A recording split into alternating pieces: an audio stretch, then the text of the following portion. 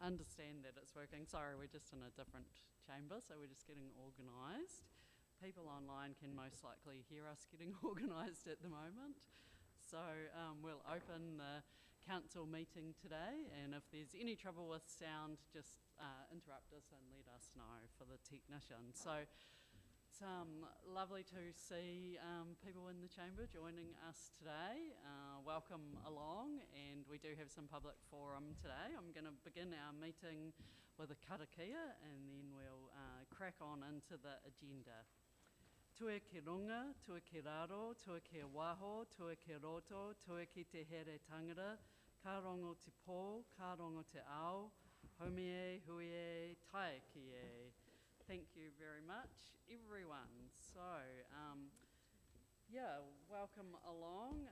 We're in a different space today, but we're pleased to be here and able to have our meeting and join today with some members of the public as well as some staff. And we have quite a full agenda, but yes, we will go through what that is in a moment. So, any apologies at this point? I think we have an apology. Do we have an apology from Michael Laws? No. So he might join us at some point, I'd imagine. Public forum today. We start off with public forum. It's the first part of the agenda. And we do have some public forum today. We've had a change of timing for some of our public forum speakers, so thank you very much for accommodating that and coming along at this new time. The order for public forum, I'll just read that out first of all. So we have Jordana from the Wildlife Hospital, followed by Pierre Marasti, then we'll have Federated Farmers, and then we will have, Dougal McTavish from Wise Response. And I can see on our screen, which we can see, that we do have people online waiting for public forum, so that is good. Right, so Jordana, would you like to come forth? And I think you may have a presentation as well, is that right? Brilliant, yep. So the rules of public forum are that we have 5 minutes to speak, and then we just have points of clarification. So, yeah, over to you. You just press on the first time you use it, yep, and then it'll be on. Okay. From then on. People can hear me? Yep, great, excellent. Okay, kia ora koutou. Thanks so much for having me in today. Yes, do you need me to push it again? I think it's all good, you just can't tap. Oh, just keep speaking as a test. Yeah.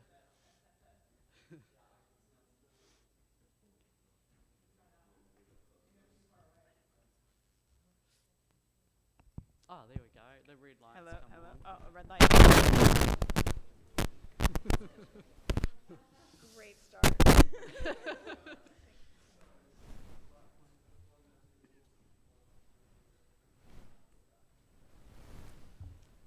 No idea what to do.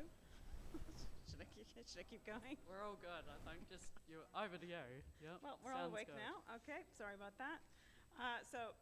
As you know, I'm Jordana White with the Wildlife Hospital. So we're just down the road here, and of course we are the veterinary facility providing care for New Zealand native species. And I'm just here today to give you a quick update on the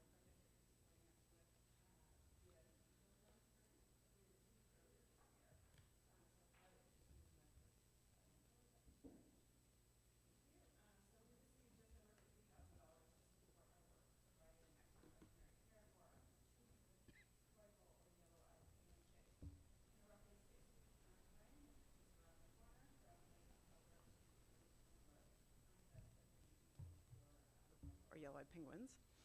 So the work that we're doing with the chicks is being done to protect them from deadly diseases that they get in these first vulnerable stages of their life.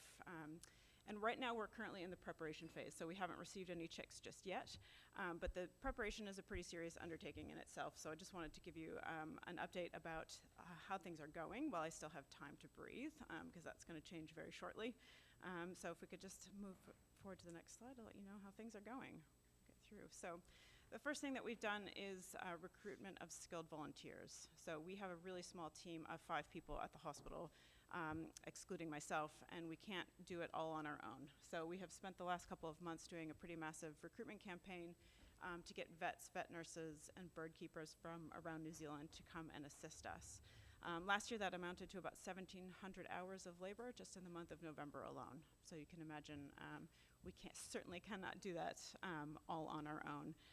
These folks help us with the hoi-ho chick work from 6:30 in the morning to 10 o'clock at night every single day of the season. So that covers 3 shifts for us. So it's fantastic support from these organizations here that you see on the screen, and I just wanted to acknowledge their part in this project that you're supporting. Next slide, please. Now we're working really hard to coordinate with all of the field teams to understand the lay dates and when we expect to get eggs and chicks in the hospital. You can see an example here of the mind-boggling logistics on these whiteboards that go into it. But getting this preparation, getting the lay date information allows us to sort of predict when we expect peak penguin to be. That's what we call it, peak penguin. Last season, that was 83 penguin chicks in a single day in the hospital. So we have up to 83 chicks per day. All of the eggs we do believe have mostly been laid at this point, so we are just waiting. It's just a waiting game for when the chicks come in. Next slide, please. And how do you feed up to 83 penguin chicks a day? It's by making a lot of fish slurry in advance. So I couldn't leave you without a photo of what this actually looks like. It's a pretty mean trick to make it look like there's a lot of ice cream in the freezer, but what's actually inside those tubs is the fish slurry that we feed the chicks. And our team plus our in-hospital volunteers have been making 200 liters just for the freezers over the last couple of months. I don't recommend visiting the hospital on a fish slurry day, but this is how we try to get as much done as possible beforehand. Next slide, please. We're also dealing with a lot of logistics in terms of getting all of our supplies, consumables, that kind of thing, and doing as much in advance as we possibly can. This slide shows Nurse Gina is doing the unenviable task of trying to come up with the many, many color combinations of flipper markers that we need throughout the season. That's what you can see with her chart there. So we do have to label each and every chick that comes in with a unique color combination so we know where they've come from so we can return them to their natal nests. So we're a stationary, warehouse stationary's dream here. You can see we've got lots of supplies that we've had to prepare for all of our volunteers. Next slide, please. We're also in the midst of setting up our hoi-ho hatchery. So this is a room that we repurpose during the season because we do receive hoi-ho eggs from a couple of breeding sites.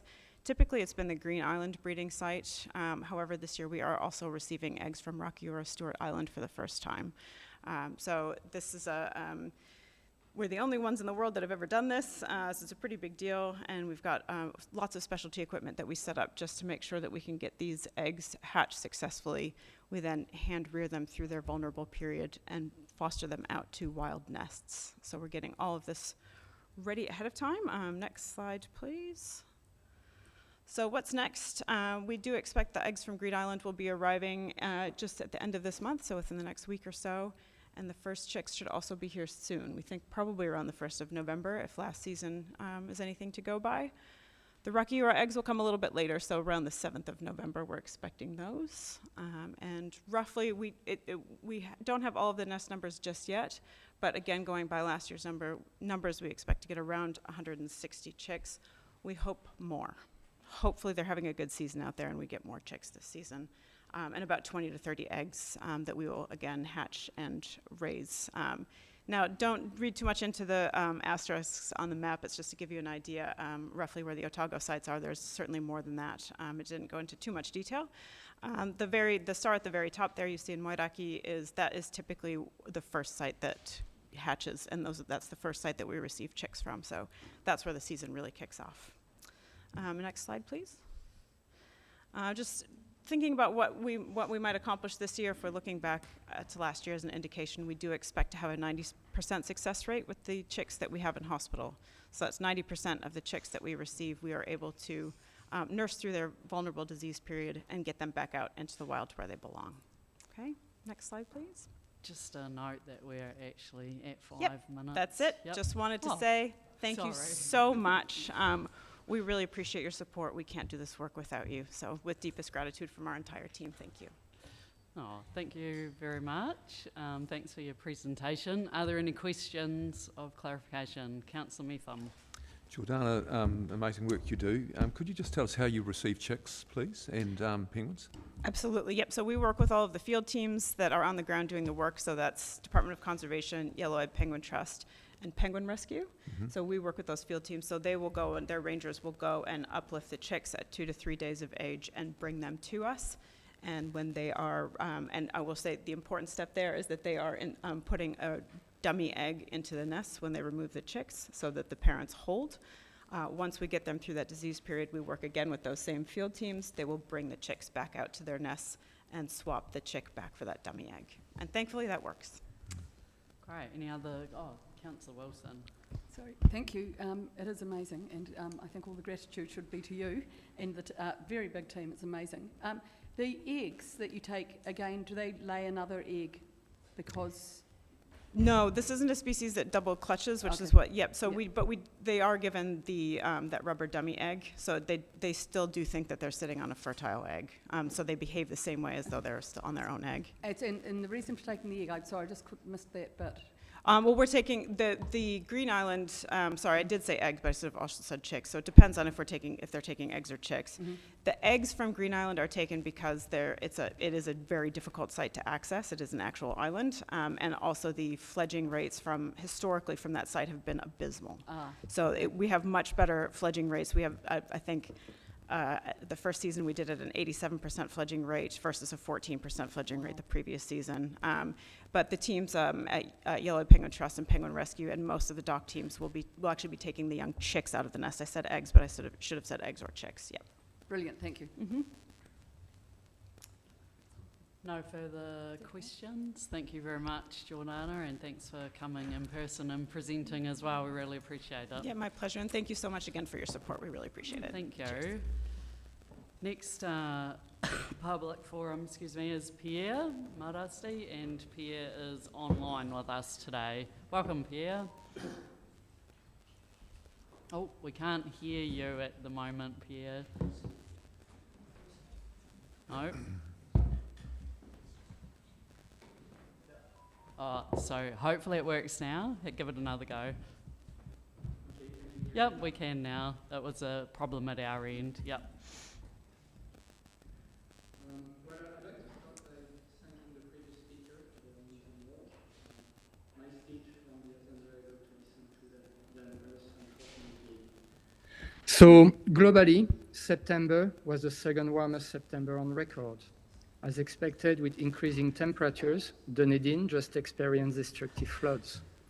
If we hope that none of you has been too affected by them, we Hold also on a need to second, face... sorry Pierre, it's a little bit too quiet at our end. We can hear you. We'll just adjust, excuse me, the sound, because we're in a different chamber today.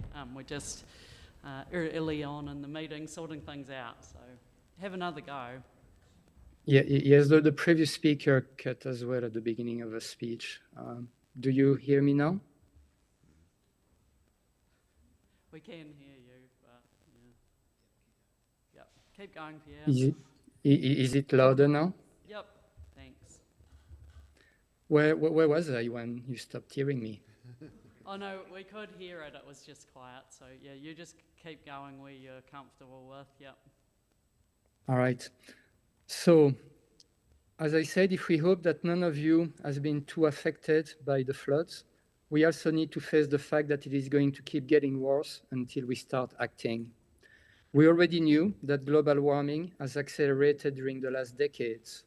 Now, a recent study showed that our carbon sinks are collapsing. This means that more carbon will stay in the atmosphere and that the warming of the planet will keep accelerating further. These carbon sinks that we have taken for granted for too long are our ecosystems, our soils, our forests, our oceans, our biodiversity. Until now, they have absorbed most of our emissions. But now, partly because of the warming of our climate, partly due to other human activities, they are dying. A recently published report from the World Wildlife Fund shows that globally, wildlife populations have fallen 73% in 50 years.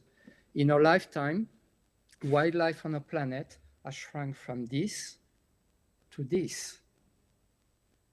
Since we were born, this is what we have done. That's all that is left of the wildlife we had when we were born. So you don't need to be a scientist to understand where this is going. This is what a dying planet looks like. This collapse is across all species, from insects to mammals, and across all types of ecosystems, from forest to coral reefs. And New Zealand is not faring any better than the rest of the world. We have only 33% of our indigenous forests remaining, 20% of our dunes remaining, and 10% of our wetlands remaining. Our soils are drying and eroding. 82% of our native birds are at risk of extinction. 76% of our native freshwater fishes are threatened, and many of our rivers are drying. This collapse is not some kind of unavoidable outcome. This collapse is the collective consequence of all the local decisions we take across the world, from individuals thinking that it is fine to use pesticides in their gardens, to local and national governments who decide to allow polluting activities or not. We need a living planet to clean up our mess. If we want a chance to reverse the climate crisis we have created, so we were shocked and saddened to learn yesterday that the central government made a new victim in its war against nature, the new regional land and water plan.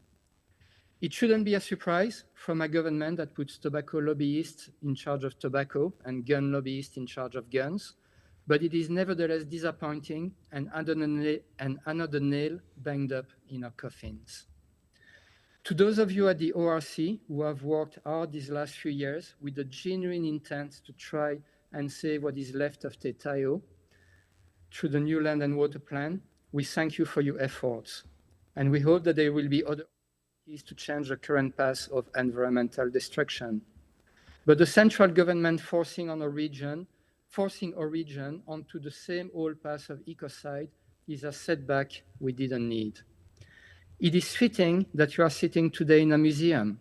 Soon, this might be the last place where we'll be able to encounter some wildlife.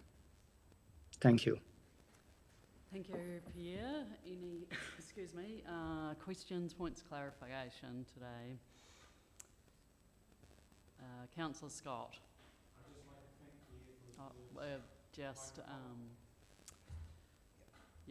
I'd just like to thank Pierre for his words.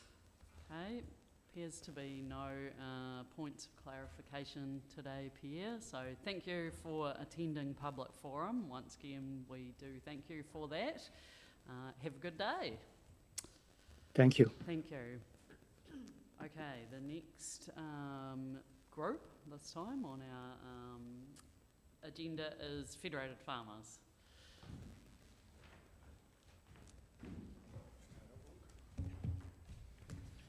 Welcome along. I think one of those mics is on. Yeah. Yeah, and just the one, this one. Oh no. Yep. And that one, if you'd like to speak, just turn it on. Okay, cool. Okay.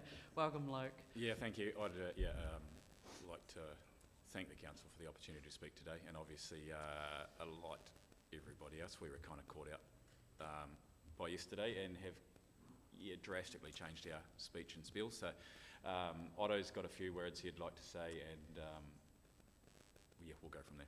Sure. So we'll just need to turn that mic on now. Thanks very much. Yep. Thank you for giving us the opportunity to speak.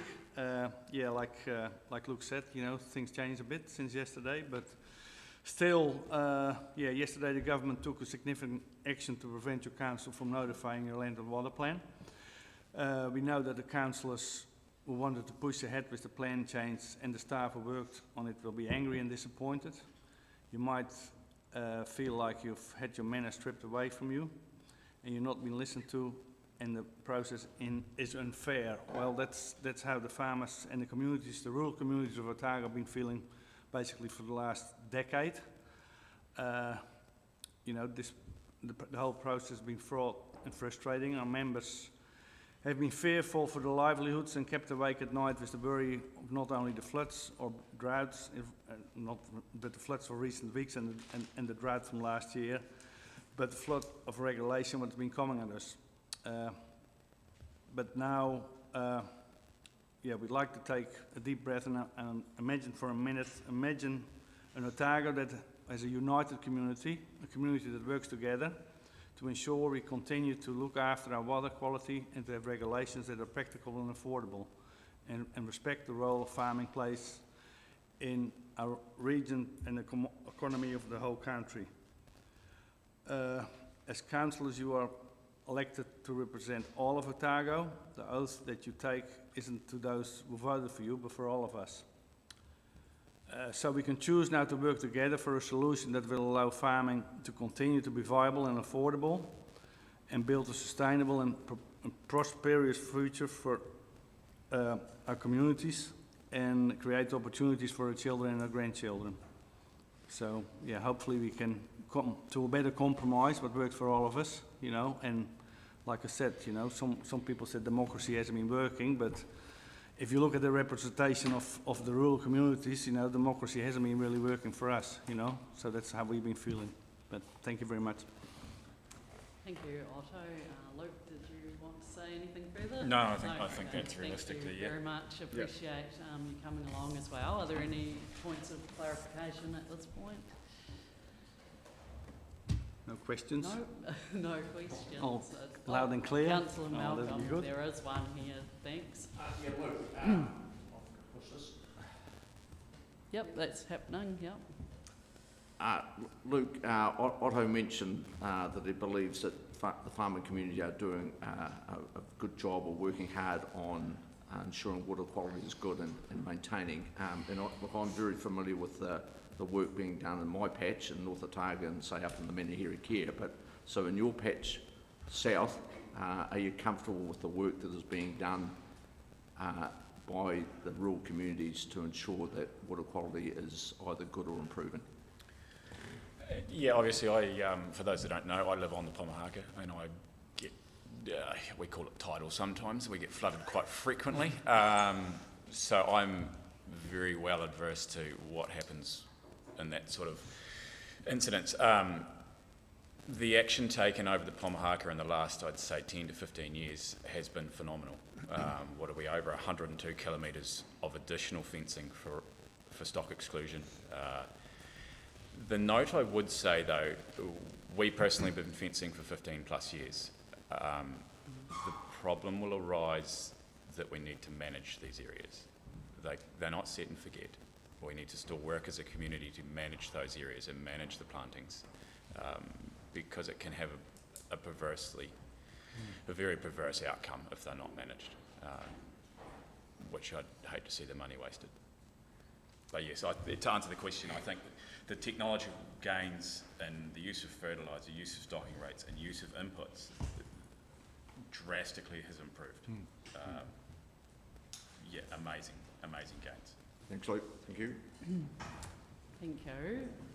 Here's that there's no other questions, but just, yeah, once again wanted to thank you for taking the time to come along in person to public forum and also rearranging your day and the timing to suit as well. We appreciate that. Something small Thank sacrifice. Thank you. Thank you very much. Right, now we have one last public forum and Dougal is joining us online. Thanks Dougal for being here. Yeah, hi everyone, can you hear me? Yep, we can hear you. You're welcome to go when, well, now really, yep. Yeah, right, thank you. Good morning everyone. Look, we were planning to come down at 1 o'clock and talk to you a little bit more formally. I'd given it away last night when we received an email from council to say the 1 o'clock session was off regarding the notification of the land and water plan. But this morning we heard different views on the radio as to the legal situation with this, and and there's one view that you can go ahead and vote this morning. We're not legal here, legal advisors or anything, but we're just here because we're uncertain, and we just want to make sure that you know our position. So I'm speaking for Wise Response. We are a non-partisan group. We want to address the process. I haven't seen the draft plan, so I can't comment on that, but we're really concerned about the fact that the process has been interrupted as we see it, and Wise Response has spent best part of 10 years trying to get its modus operandi, which is to try and have ecological limits recognised in plans, and we've tried to get that sort of cascading through the system, right from the national policy statement on fresh water through the regional policy statements and down into the plans. And as such, it's not pushing any party position or anything. We're just simply interested really in the survival of life and getting good policies and plans. Just like to say that, yeah, in those 10 years, Alan, Mark and others have spent hours and hours trying to get from Plan Change 6, which some of you will remember, good policy in, and we've seen them sort of falter and never really hit the ground as they should. Constant changes, and that's for various reasons, including changing government, which is what you're up against now. So we've taken part, well, originally we were planning on hitting up the government with legal action as to inadequate response to big issues like climate change and energy issues. But we were advised, legal advice was that we should not do that. We should throw our energies into the RMA process, and because that process was there, challenging government through legal action was expensive and the outcome highly uncertain.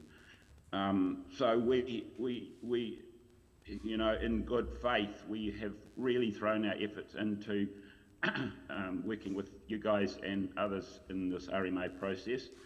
And if that doesn't follow through, we feel let down.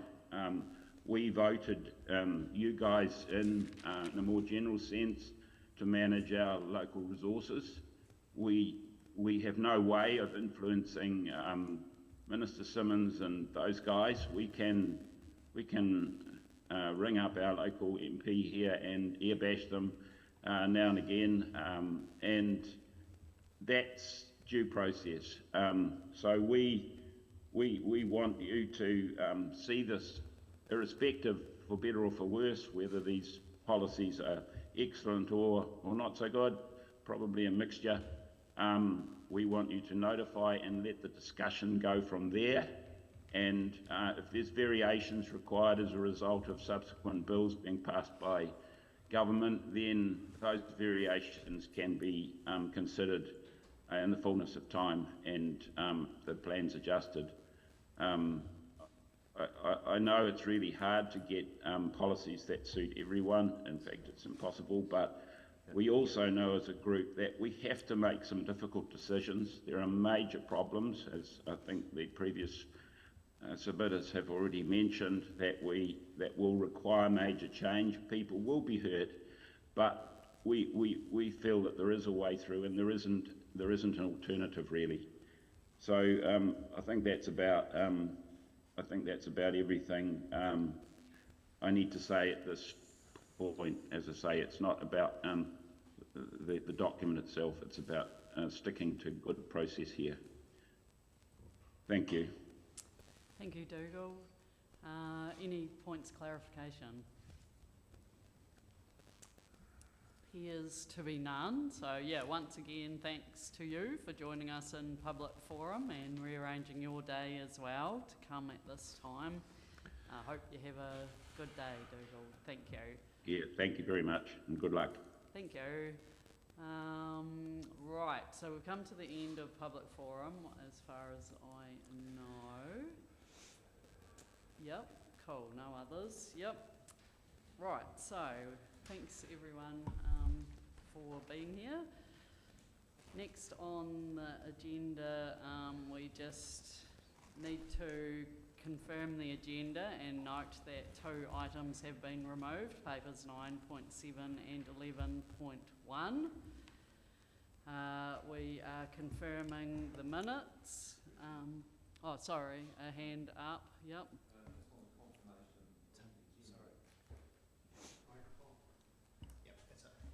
The confirmation of the agenda, Richard, I realise that under the standing orders, you can pull items off the agenda under justified circumstances. Could you please outline what those were? And also, did you seek any legal advice around pulling those items from the agenda?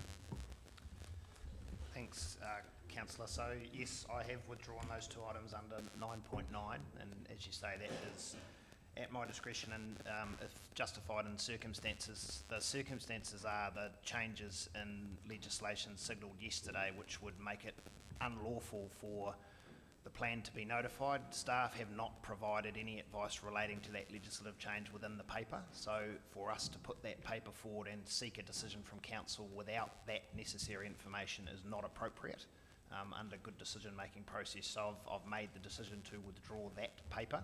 I have sought advice on appropriate use of 9.9 and confirmed I do have the discretion to do that. At the time that you made that decision, though, this wasn't actually, nothing had legally changed. I mean, even now, the bill or the amendment still requires a 3rd reading and royal consent, so it's not law.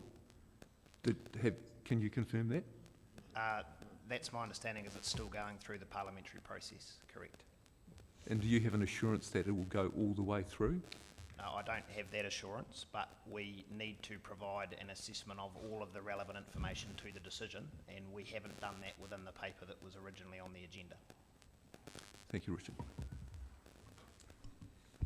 Thank you. Sorry, we can't have questions from the public. Right, so just order everyone. I'll just take a moment as well to outline the way that the council chamber works as well. I should have done that at the beginning, sorry. We just need to be mindful that this is a decision-making chamber and is actually quite formal, and we have standing orders, which we're just talking about at this point.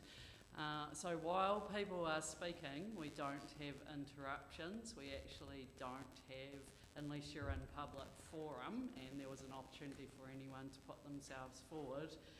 Speaking from the public seating area as well, if there are interruptions of our day, we're actually going to need to adjourn, and we're going to need to ask people to leave because we need to be able to get on with our council business.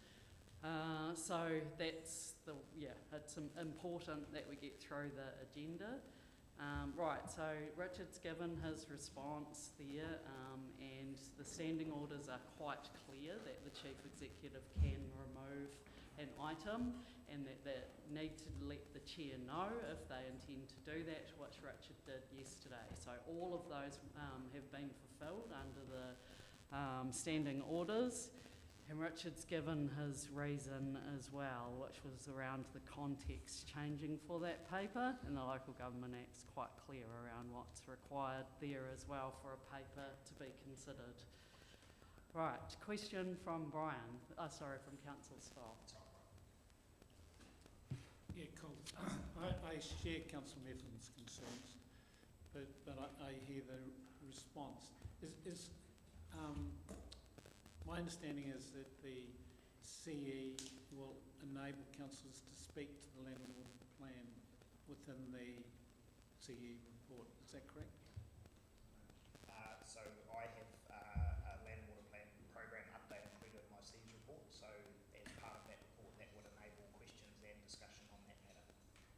Thank you. Councillor Laws. We have been alerted to the fact that there are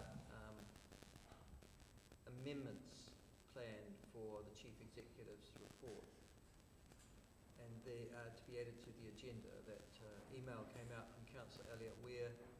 I received it, I think, about half an hour before this particular meeting. Can I please ask you as Chairman what the status of those proposed amendments is, given that they were not signalled? Yeah, we're not at that matter yet, so the councillor would need to bring them forth at that item. I haven't seen them. Really? Yeah, because I've been busy doing right. the proceedings, so I'm not sure what, but at that item, we'll talk about that. Thank you. All right, so we've dealt with this one, a confirmation of agenda, just noting, confirmation of minutes. There is a number of those there, so we can move those all as one group if somebody cares to do that. Thanks, Councillor Wilson. Seconded, Councillor Weir. All in favour? Aye. Against? Carried. Thank you. The standing matter there, which is declarations of interest, and we're all aware of our responsibilities there, so just a reminder. Action register is there with your documents and has been updated recently. I haven't spotted any in there that are due, but if anybody would like to bring up any, now's their chance. Appears not to, that's all good. So we are on to the Chair and the CE's reports. So yeah, it's been an exceptionally busy time for the region. There's been some challenging times, and I'm referring here to the flooding recently, and I just wanted to mention that because it's been a big and challenging event for our region. I just wanted to acknowledge the work of Emergency Management Otago for their efforts during that recent event, and to all the Otago Regional Council staff who supported this work, not only in the response and recovery, but also in the readiness. And yeah, we had ministerial visits as well from Minister Mark Mitchell, Minister for Emergency Management and Recovery, and Prime Minister Chris Luxon as well, both highlighting the importance of working together, having a united response, and they both spoke highly of the readiness and the response work. So big hats off to all those staff that had very little sleep over that time. But in saying that, I want to give an extra special thanks to the people of Otago for their prompt actions, which played a key role in reducing the risk during these events, and for looking out for each other, which is what defines us. You supported your friends, your family, your neighbours, and that didn't go unnoticed. It was evident right throughout. I wanted to particularly acknowledge those impacted by flooding and the wet conditions, not only in South Dunedin and Dunedin, where a lot of people were displaced from their homes and there was still ongoing serious impacts, but for the rural communities as well, many of whom were dealing with actually already really waterlogged conditions, challenging times, and a flood on top of that was a really significant event. So hats off for how well people have come together, worked really hard, again, very little sleep during those periods, showed solidarity and extreme resilience. So well done, and really want to commend you for efforts there. So yeah, a big thanks as well to mayors, to territorial authorities, NEMA, central government, local emergency services, and the many others who didn't hesitate to get involved. Yeah, I think in the south we're strong, we work together, and I hope that can define us not only through this but going forward as well. And yeah, natural hazards do happen. we've got a dynamic world that we live in, and many of us, like one of our public forum speakers today mentioned, that they're a part of living in our world and a part of working with rivers next to us. So we'll learn a lot from this event as well, particularly with some of the work that we've got on in hazards. These events help us to fine-tune our knowledge and work with communities. We'll bring back a paper in due course as well that analyses this event. What did we learn? What does it provide us in terms of things we can change for the future? That'll help us plan as a council as well, where to invest and ways we can improve. So in that respect, we'll gain. The next thing I wanted to speak, people might want to come back to this, but I'm just going to cover off the two big ones that I've got in there today. The other one is the Port's 150th celebrations, and that's huge for Otago. Gateway to the world for a significant amount of time. Now, 150 years, wow, accessing the world. So a huge impact for primary products, exporting there, but also in terms of some imports as well to this region. Initially with the port, of course, far more than that too. It was passengers as well. It's been a really long and important history. So for this council though, as a 100% shareholder, it means benefits for our whole region. So as we put out in our brochure to ratepayers just recently, 38% of general rates take this year is subsidised by the port. So that is a significant contribution. And it's a strong, enduring port with a new strategy as well, a fantastic board chaired through Tim Gibson, wonderful staff led by Kevin Winders, and a tagline of always open port. And that isn't just about doors open, which isn't a sure thing either in a quite fickle industry. It's around working with neighbours, it's around working with our environmental limits and thinking about that even more strongly than ever as modern businesses need to be sustainable, and they're well aware of that. The strategy is underpinned by investment in infrastructure and a dedication to continuous improvement to ensure that the port remains secure, adaptable and prepared for the future. So we're celebrating 150 years and honouring the port's role in driving a lot of benefit to the region. So I just want to extend a special thanks to the past and present directors and staff. And then other than that, there's just a note of a number of meetings that have occurred in actually what's quite a short time between our meetings. Are there any questions or anyone want to comment on those two matters that have been raised? Councillor Malcolm. Yeah, Chair, we have a later paper on the Port SCI. So just with your comments now. Oh, sorry, maybe your mic's not quite on, Kevin. The sound technician was just waving his hands, but I think you're all good, yep.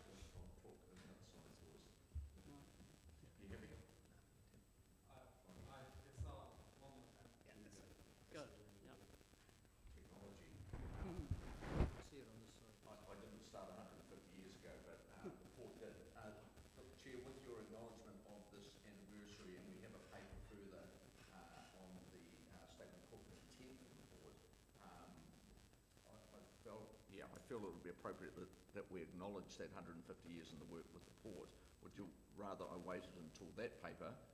You're welcome to do it either or, Councillor Malcolm, whenever you're ready. Right out, let's do it now.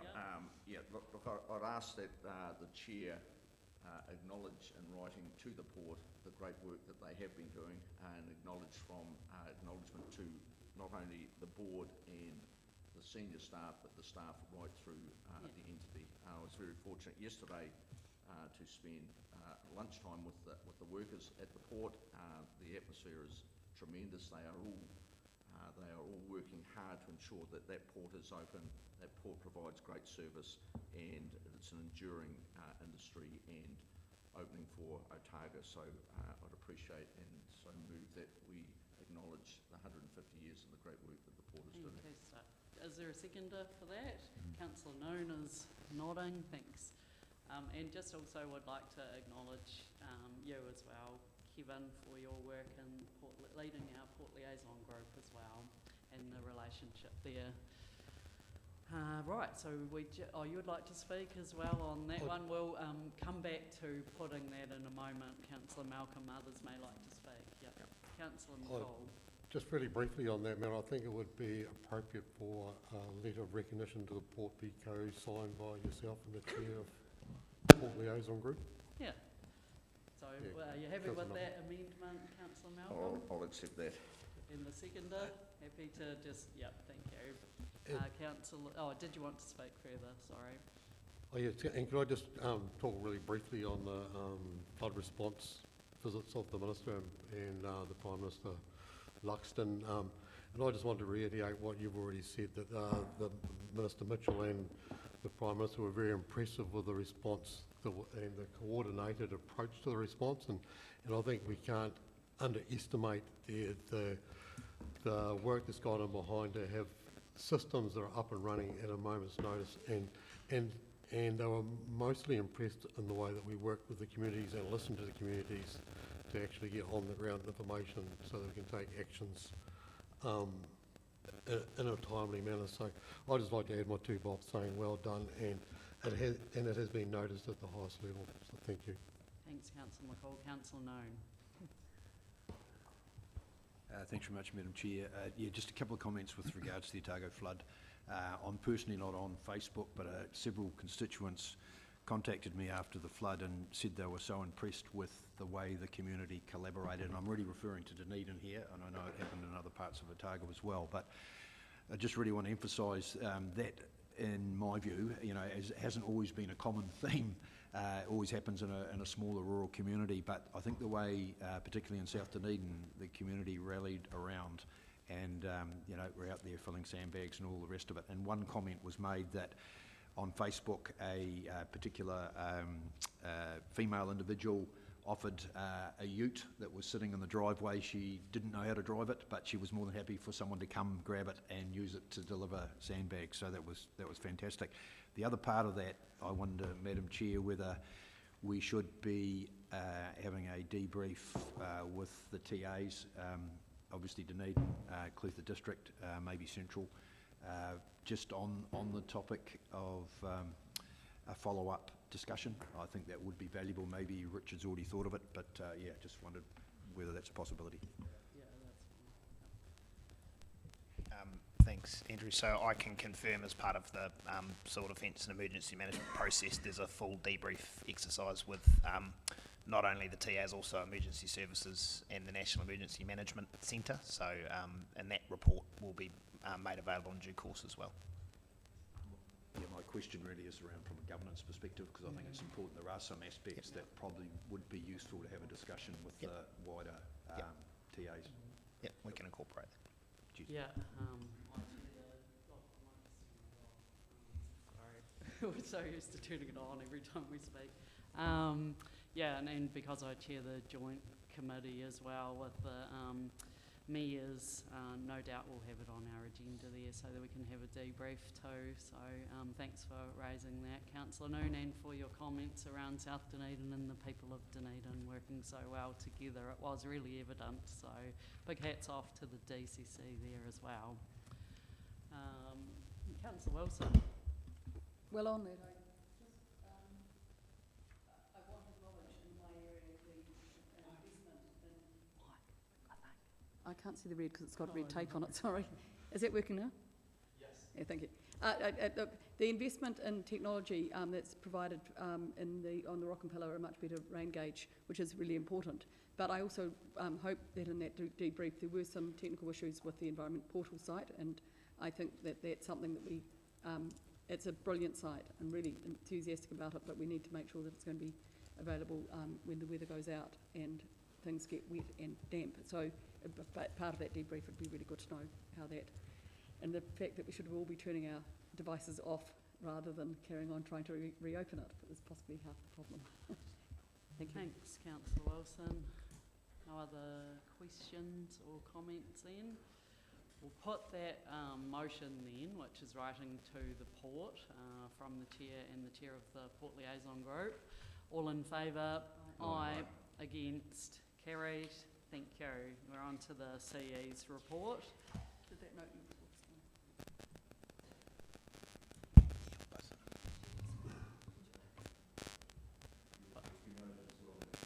Oh, sorry, and to note the report, yeah, which was, yep, we did them together, great, Councillor Noon, yep, we did.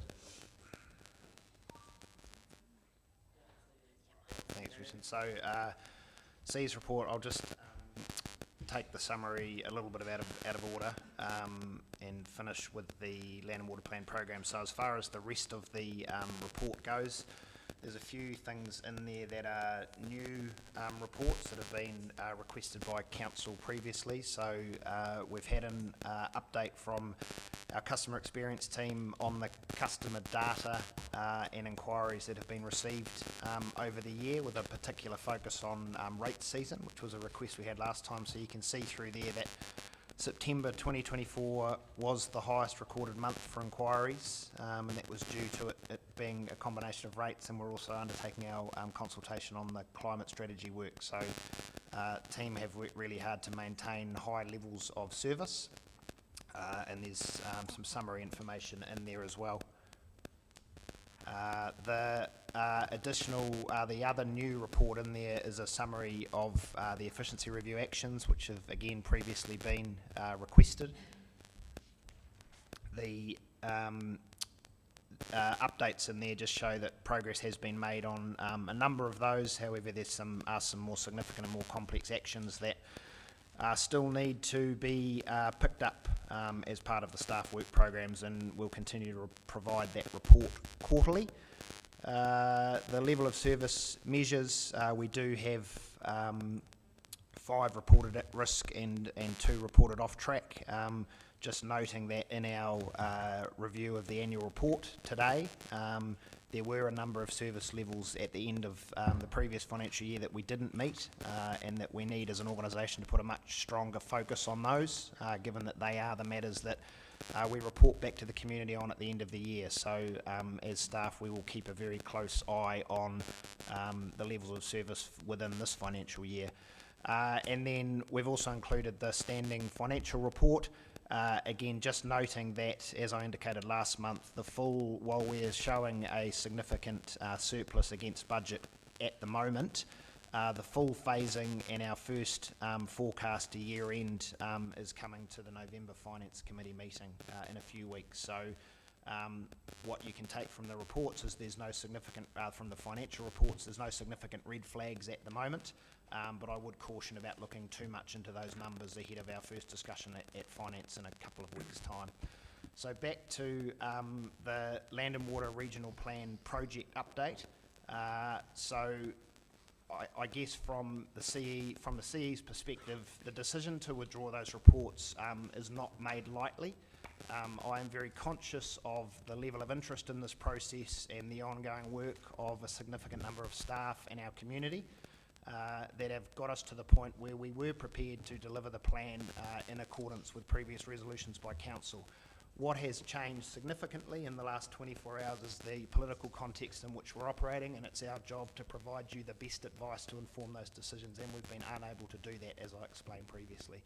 So that is the reason why, but this report still contains an update on that project, which showed that, as you will be aware through your recent extraordinary meetings and recent discussions, and even the agenda that had already been published, we were prepared to deliver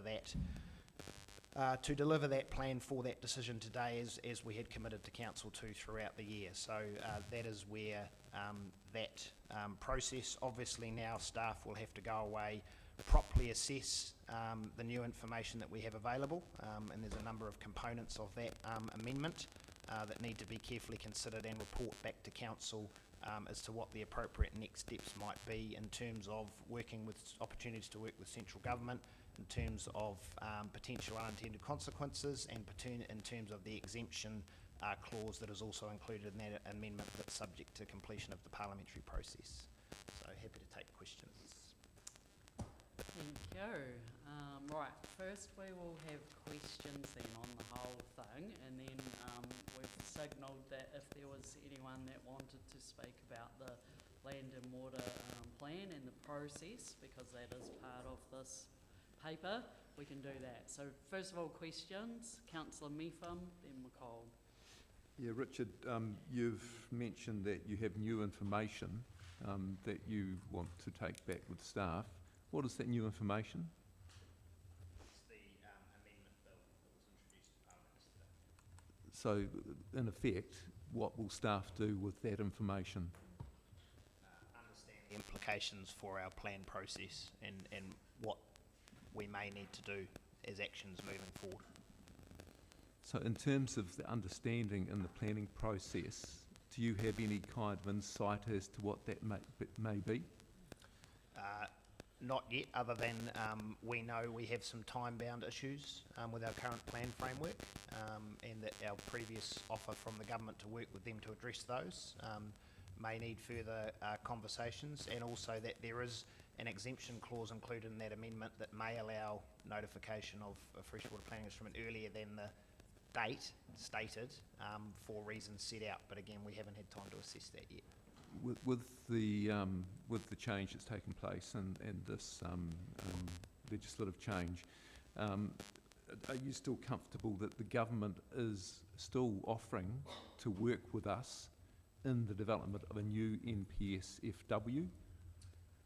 So I haven't had any further communication from the government on that, but the original offer was subject to the land and water plan not being notified, so that's a conversation that we would need to either have at a staff level with officials or at a political level with the ministers, but I've had no communication to say that that offer would not be on the table. But there could still be some uncertainty about working with the government. I can't speak to that. Okay, right, thank you. Thanks. Councillor McCall, then Malcolm, then Laws. Thank you. I'd just like to fulfil our intent and move the motion. Yeah, sure. Thanks. Thank you, Madam Chair. I'd just like to foreshadow our intent to move the motion to note the paper when the time's correct, and I just have a question for the CE around the Land and Water Plan Governance Group. Do you foresee that we, like at the end of the day, there's going to be additional meetings, a new time frame gets set out for the Land and Water Governance Group? Do you see it being reworked to carry on in the future? Yeah, look, I mean, I think where we're at is that we will need to assess the program, where it has got to and what actions may now need to be taken. That's direction we will need to take from council. So there will be a paper that comes back to this table. And then there will also be a decision to be made about the existing governance arrangements we have in place and whether they carry on as they are or whether there's any amendments made. But certainly those are decisions and direction we would take from this table. So you see that decision will be made following a council meeting? Yes. The November meeting? Yes. Thank you. Councillor Malcolm. Yeah, Richard, I take you to... Yep. I take you to page 30 of your report where we're talking off-track measures, and a slightly different measure that we're looking at is around the mapping of highly productive land and where that process has got to. And you say that you're awaiting further direction from central government. And I just wonder why, in fact, we are waiting for direction from central government when we probably have had direction from the previous government. So I just wonder where we are at and why that process has stopped. Just bear with me.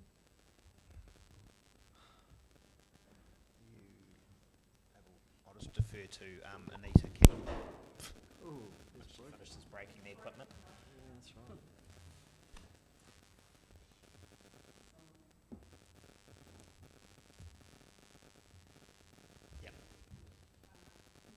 Direction from the government is that they're going to withdraw one of the classes of LUC that's in the HPL, so we have certainty on what the change is. We're just waiting for it to land. So our understanding is that HPL will map class 1 and 2 only, and not class 3 as the previous MPS does or the current MPS does. So, and what I'm hearing is that there is a current classification standard that the previous government had, but on notification that this government is changing that classification, we are in fact holding off on a process.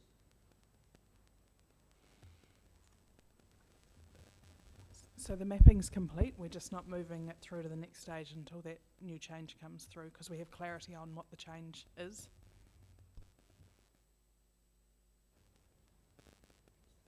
So it was just a bit difficult, but so the mapping is complete, and we are waiting on a government direction to change some of the definitions and not going with the previous government's definitions. Thank you.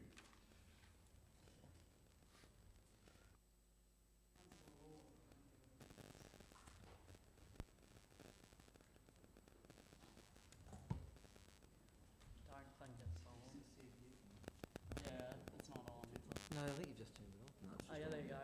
Oh, is it right? I'm turning on it. I just want to change the subject. The page 34 of your report relates to the September 2024 customer report and notes the extraordinary number of calls you received in the month of September, or at least staff did. And you can see that most graphically demonstrated in, I think, the figure that goes rate lines calls. I'm going to ask, given the huge volume of calls, was there any analysis of those calls done, Richard? Number one. So there's not, and you, I think I've tackled you over this before. There's not detailed analysis done, but we certainly have some trend data based on the staff that are receiving these inquiries, both across our customer experience and our rates team. So in the paragraph just towards the bottom there under rates impact, it has been clear that the significant increase during the rating period has been a result of higher than expected increases, some changing to the rate types, which were confirmed through the long-term plan. We also have had a tighter delivery spread, which means previously we have phased the delivery of rates notices. That period over which we phase has been shorter this year, which has resulted in more people getting their rates notices in a shorter time, which has meant we've received those calls in a more condensed way as well. And there was also a reset to triennial payments where people had to contact us to arrange some new direct debit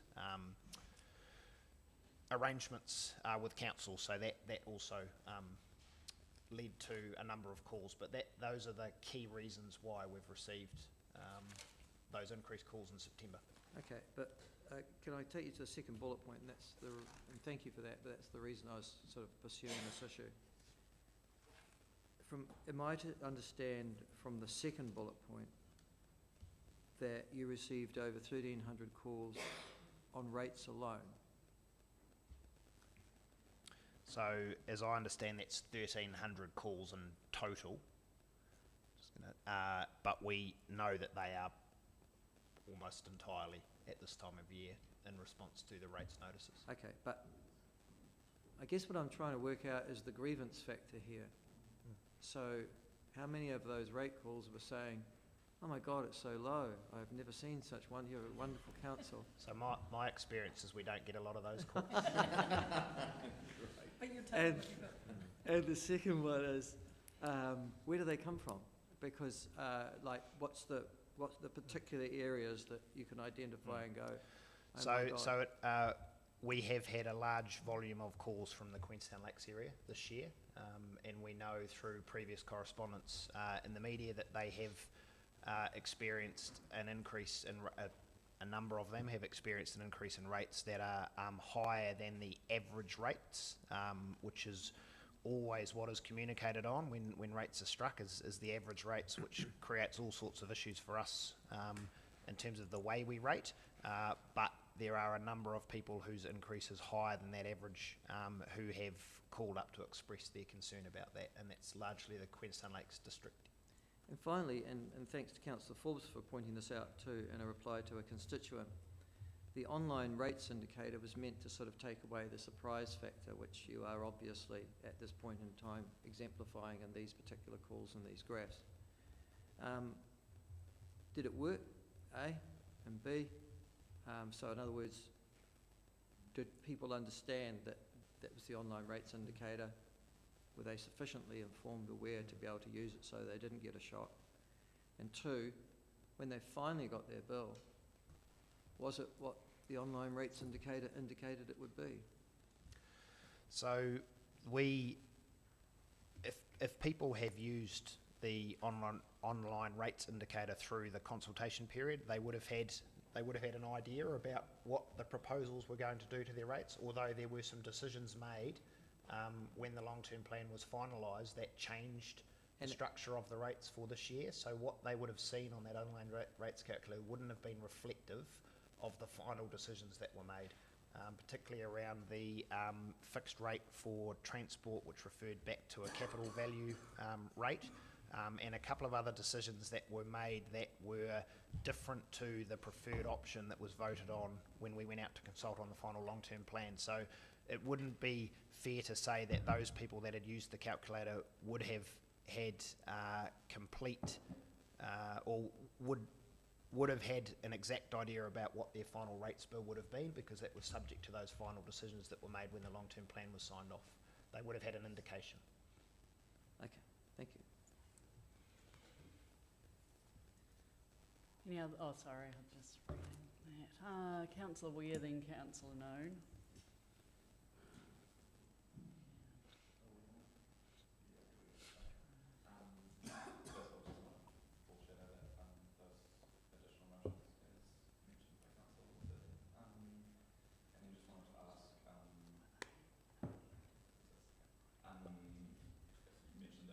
Meeting, is that when we expect to next discuss the land and water plan and implications from this yes, legislation? I would expect there will be a paper coming to the November council meeting from staff with an update, and we will need some direction from council at that point. Okay. But we're not anticipating anything earlier than that at this stage? Not at this point in time. Cool. Thank you. Councillor Noon. Thanks, Madam Chair. I want to go back to Councillor Law's question on page 34, same graph. And if you look at November last year, we had a spike early November, and there was quite a gap between abandoned calls. Well, sorry, not quite a gap. There was a number of calls that were abandoned, and it seems that that hasn't happened again in a peak period, i.e., we've just been through with the rates being delivered. So have we, I suppose the question is, have you implemented or have staff implemented some sort of remedy to avoid that? Because it's not something that we want a reputation for. That's right. So the staff have put in place plans knowing that we've got a good idea about how our volumes will behave at certain periods, and so November is aligned with the rates penalty notices that go out. So at that point in time, we have some overflow resource that's brought into the customer experience team to support both the front desk inquiries and the phone inquiries, and we also have our finance revenue team who deal a lot with the rates. They will support call taking as well, given we know that predominantly the calls being received will be regarding rates.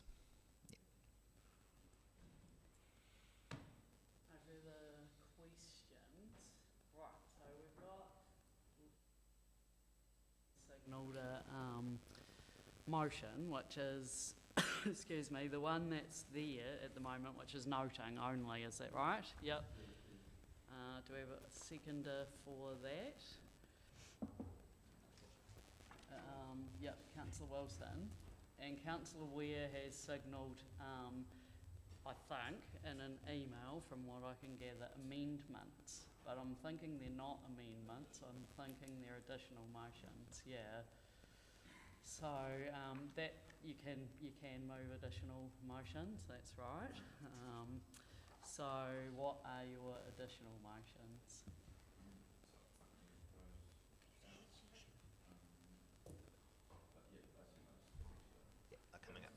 Coming up now. There we go. And all of us? Oh yeah, up there. Do you want me to read them out as well, or all good with just? Yep. So that would just be B and C to A that Lloyd's just moved. Or 2 and 3, I guess. Notes with deep concern the legislation moved and passed in Parliament yesterday, preventing notification of the Land and Water Regional Plan, and request clarification from government as to how existing or imminent regional policy statements will be given effect to in regional freshwater planning.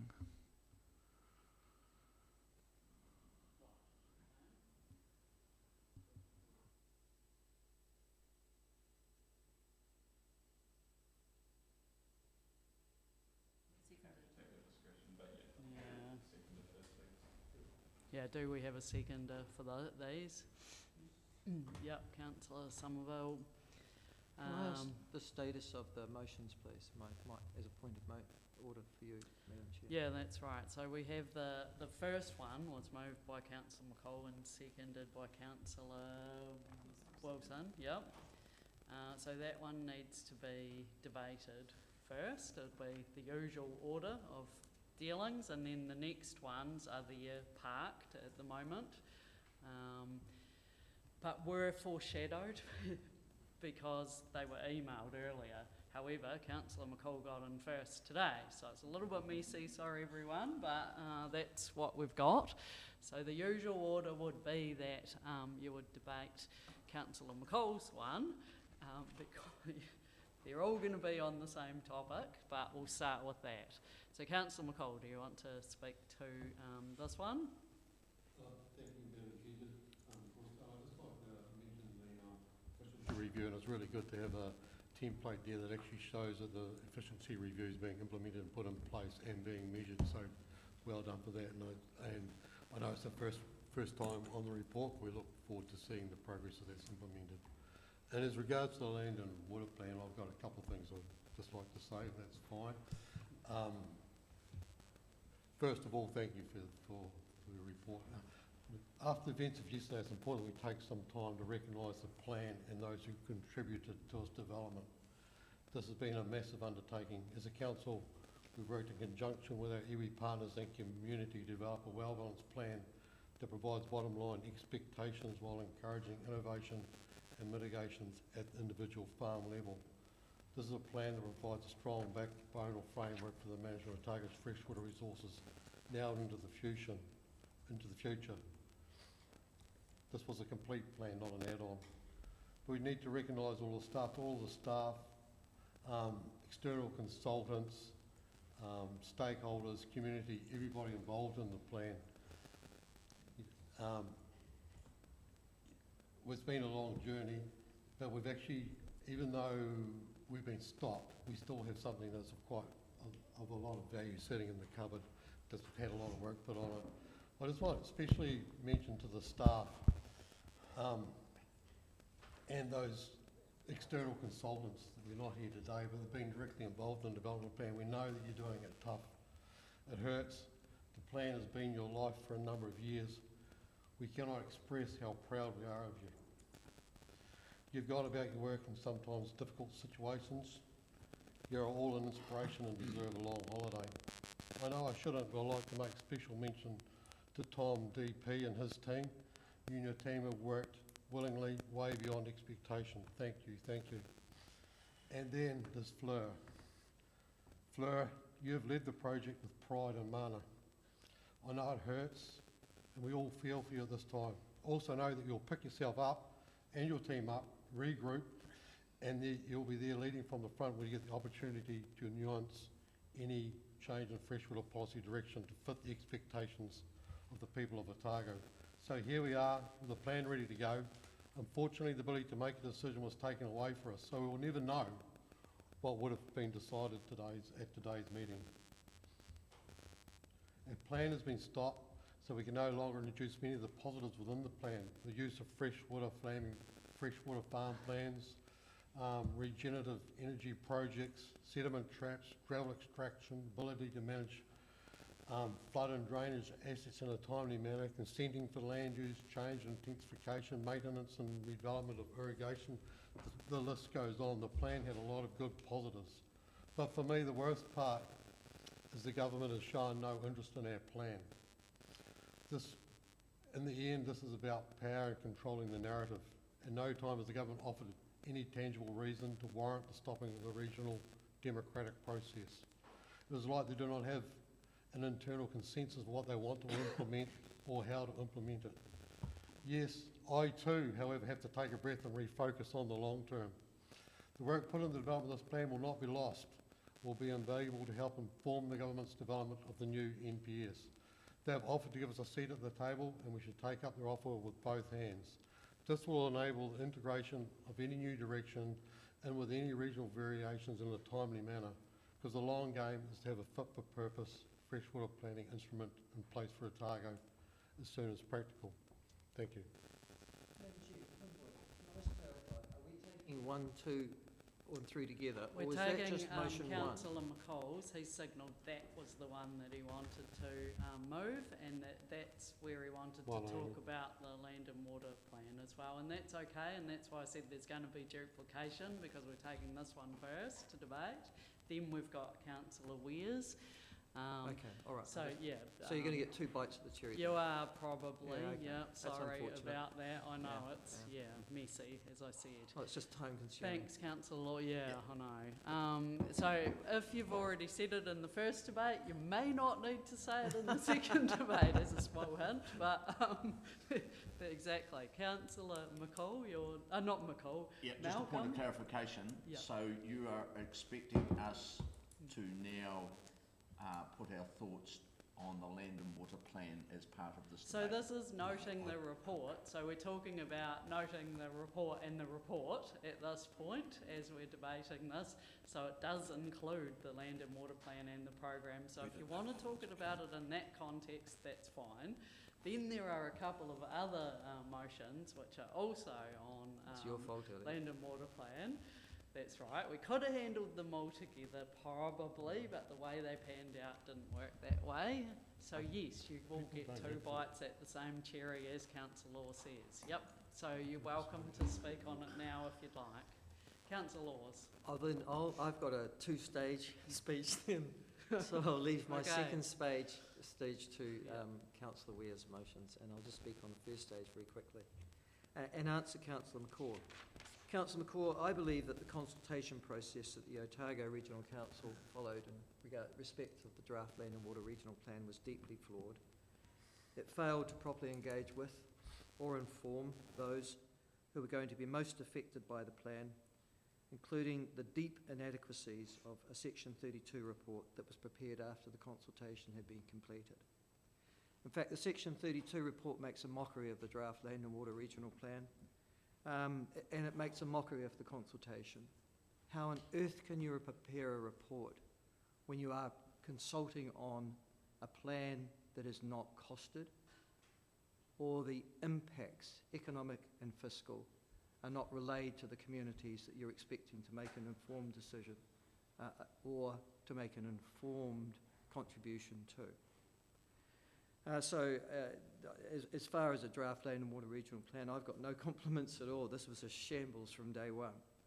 I'm also going to signal too the deep concern at the influence of iwi in this plan, the draft land and water plan, and the partnership implications that flow.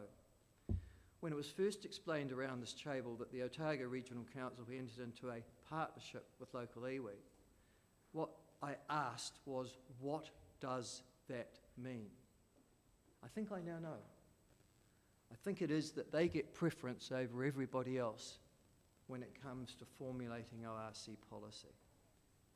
And that is not what I would consider to be good policy making either. And it was clear that it drove aspects of the draft land and water regional plan. So I'll come to this particular motions afterwards, but I have to say this was a process that was a shambles, and if we're going to do it again, let's do it properly. Thank you. Anyone else want to speak on this one? Councillor Scott.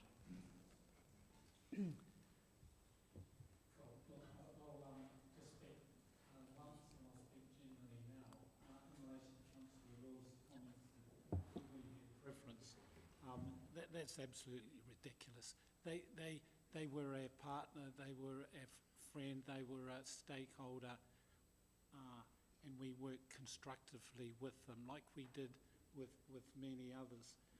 In terms of the whole consultation process, I mean, we had that assessed and feedback at the various workshops that I suspect you didn't attend. Comments like that the consultation on this particular process was better than any other councils in terms of experience. The statement that I'd like to make, just generally in relation to the notification situation, is I'll just make some points that I've scribbled down here. Government advice provided by the Ministry of the Environment confirmed that the existing OSC water plan was significantly out of date, being notified in '98, and was causing issues for day-to-day freshwater management. It went on to say that parts of the plan were unimplementable and the natural and physical environment community expectations are very different 2 decades on. That was the government's advice. This council has endeavoured to do something about it, producing a first fit-for-purpose water plan for 25 years, but central government is endeavouring to reject it without truly understanding it, and in my view is kicking the can down the road in favour of existing degradation practices and interests. Central government is overreached by intervening and taking the environment vote away from the democratically elected local government. That is not acceptable in my view.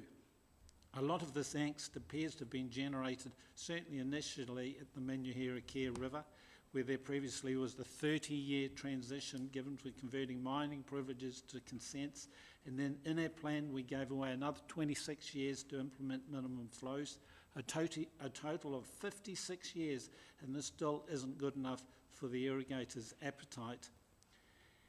Yes, we made some mistakes. One mistake we made was initially taking some polarising positions on issues such as forestry and not communicating proposed changes effectively as the plan evolved, and that is something to reflect on in my view. At the end of the day, however, this proposed plan evolved and was full of compromises. For example, transition times up to 26 years. For example, proposed good management practice as opposed to GMP 2+, which was what was necessary to address existing downstream river degradation. Thirdly, enabling farm plans as an alternative pathway to formal consents. Time will tell whether future regimes are as generous in what they give away when faced with increasing environmental challenges. Maybe this government will understand when the market tells them that we are far from being pure green. At the end of the day, as I started my speech to Councillor Laws, the environment is our friend and we need to treasure it. I will not be associated with this type of performance and behaviour. In due course, I will be supporting the noting of the report. I will be supporting Councillor Ware's motion in terms of his deep concern. Thank you for the opportunity to speak.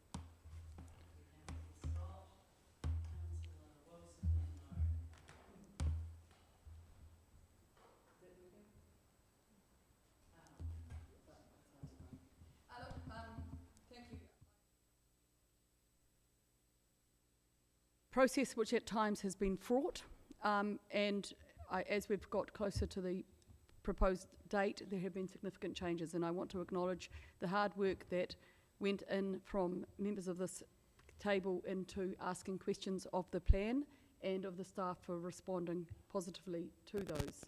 It hasn't been an easy process, and a process of which I want to be openly accept parts were part of the faults of the RMA, but also that we could have been taking a less secretive nature of this, and we could have been doing workshops publicly. I don't think there was anything in here that was scary enough or could have high enough concern not to be doing a lot more of this in public and taking the community with us as we made changes. We asked our community, and we asked 50 community groups to respond to a plan without any supporting data, without any notification of where those papers were. We got a very poor response because we didn't take them on that journey. We didn't acknowledge them then, and yet did substantial changes on legal advice. We should have taken and continue to take those stakeholders and our partners with us in that process. There is nothing wrong with building trust. I've always said that building a plan is a bit like building a house. You have to get the foundations right, and the foundations haven't been right. The RPS is still to settle. If anyone were to list the things that we should be reaching out to the government for right now, is that we get a better process through the Environment Court, that we're not waiting till November 2025 for mediation to be resolved there. That is one of the low-hanging fruit that we could be working on, getting the foundation right. Planning a house, sitting it on good foundations, knowing that there's some changes coming, isn't something that I would file my plan designs into the consents office and expect them to fix. As much as I think building inspection officers may have great value, I'm not sure that I want my house redesigned by them at that stage. And similarly here, this idea that we could have foisted this into freshwater commissioners to fix, and they are a talented group of people, but it means everyone has to go with them with consultants and lawyers. That is an unfair cost to our communities. As much as I may have some respect for the legal profession, it isn't the cheapest way to get plan writing done. And it's not a fair way for people to have an influence on the plan. It is absolutely unattainable by many people, and it doesn't allow them access to that process. What was really clear is that we've got some really complex issues to deal with in Otago. Some of them are very, we've got some very good values in Otago. Land use change and the health and well-being of our rural communities are something that we do need to be concerned about, as we need to be concerned about rivers and the environment and everything else. By focusing on some areas and issues without that balance and without the ability to limit some land use change, I am concerned that this plan would have had substantial, significant effects on our environment with unintended consequences. I do want to reiterate, though, the plan is a heck of a lot better than it was at Clause 3 notification, and I have told people throughout that process that it has been getting better and trying to build that confidence. I hope as we go through working with government, and I hope that we do reach out to them and work through that, we also acknowledge that this plan did not have the answers ready to go. Whether it was gravel extraction and the code that we had in there, whether it was the freshwater farm plans, we are simply not in the right place yet to do those. For some of us who have gone down that pathway, we understand it's a huge investment of time and money as well. So there is some work that we can be going and doing now with some surety of worth in that investment. We should be working on a code for gravel extraction. We should be working on the farm plan alternatives. It sounds good to have them in there, but they're not ready to go. The bit more we can do working across agencies and getting some streamlined in those processes, the better. So I hope that we regroup, we pull together, and we work on what we can do to process this. We do need a plan. We need to get it right. We're a long way down that journey, but we just need to get those foundations right. Thank you.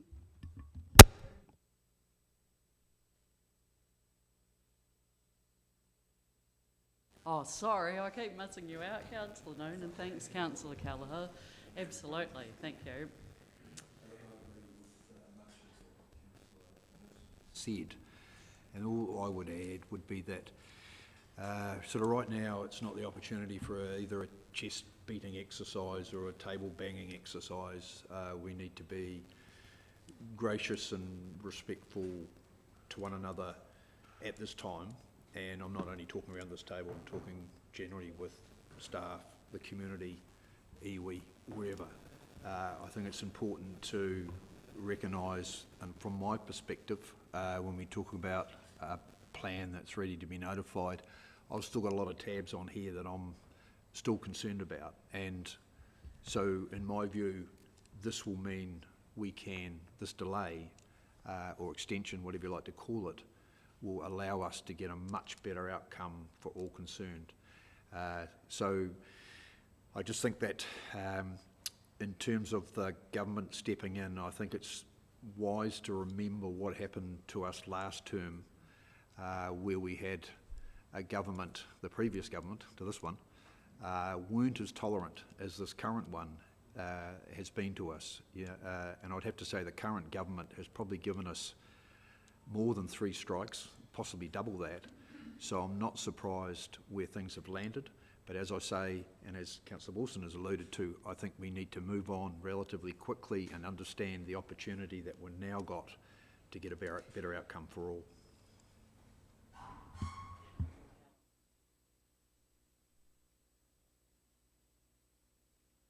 The current government has probably emptied the beehive of olive trees if they had them in their offices.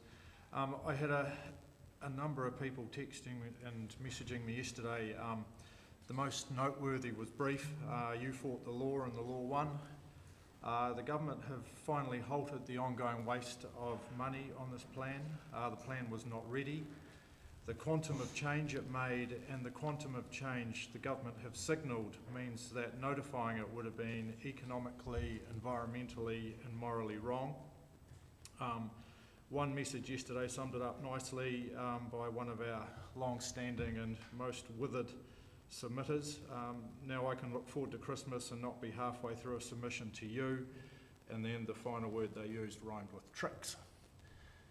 So that's, I think, for our ratepayers and for our submitters and those that are involved in these plans, what they want is one opportunity and one opportunity only to work with a plan that is as close as possible to right.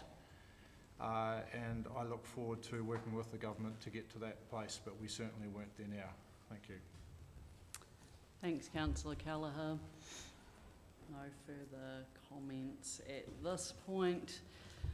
Yeah, I just wanted to, as well as Councillor McCall, thank particularly actually the community who's been with us for a long time on this and have turned up in their own time, giving us their time for free to us, but not free to themselves. We recognise that.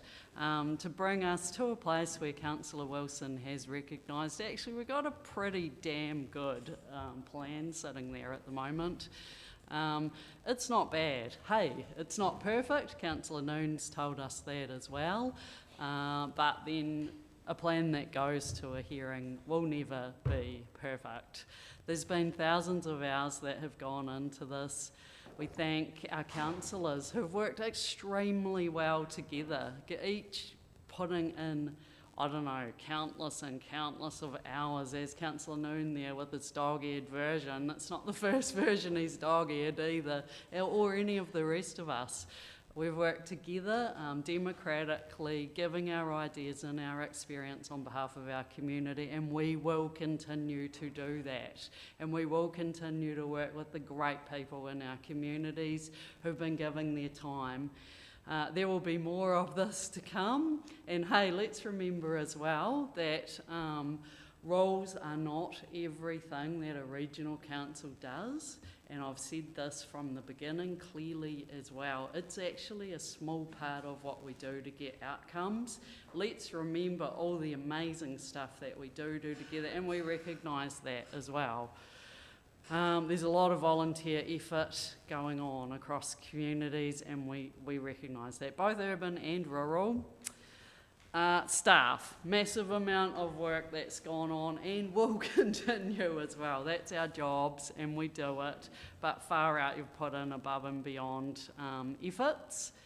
The process has been robust and has been independently assessed numerous times to ensure that it is robust, and as we've been told by others here today, is actually yeah, hey, things might change and the process may change in the future, but under the current planning regime is actually one of the most robust this country has seen. So there you go. Certainty, there isn't going to be certainty for a while, but it will be business as usual under our current plan. So that's something. And we work with whoever the government is on the day, and we are confident that that will continue. I did speak to Minister Simmons on the phone yesterday. She rang me ahead of the decision, and she did convey that she wanted to work with our council. She's already written to our council saying that there was an opportunity to do that through the MPS, the new MPS freshwater, and also through addressing some of those regionally specific time-bound issues. So we do need to work together. Yep, hey, there is disappointment. We've done a lot of, we've had messaging, I suppose, from the government as well that councils can continue to progress their plans, and we have. And hey, have we made a mistake? I don't know. We've had mixed messaging on that, but we are where we are, and let's not reflect on that, because actually we are having new law. That's the reality of where we are, and we work with whichever government we have in at the time. Okay, so that's what I wanted to say. Councillor Malcolm.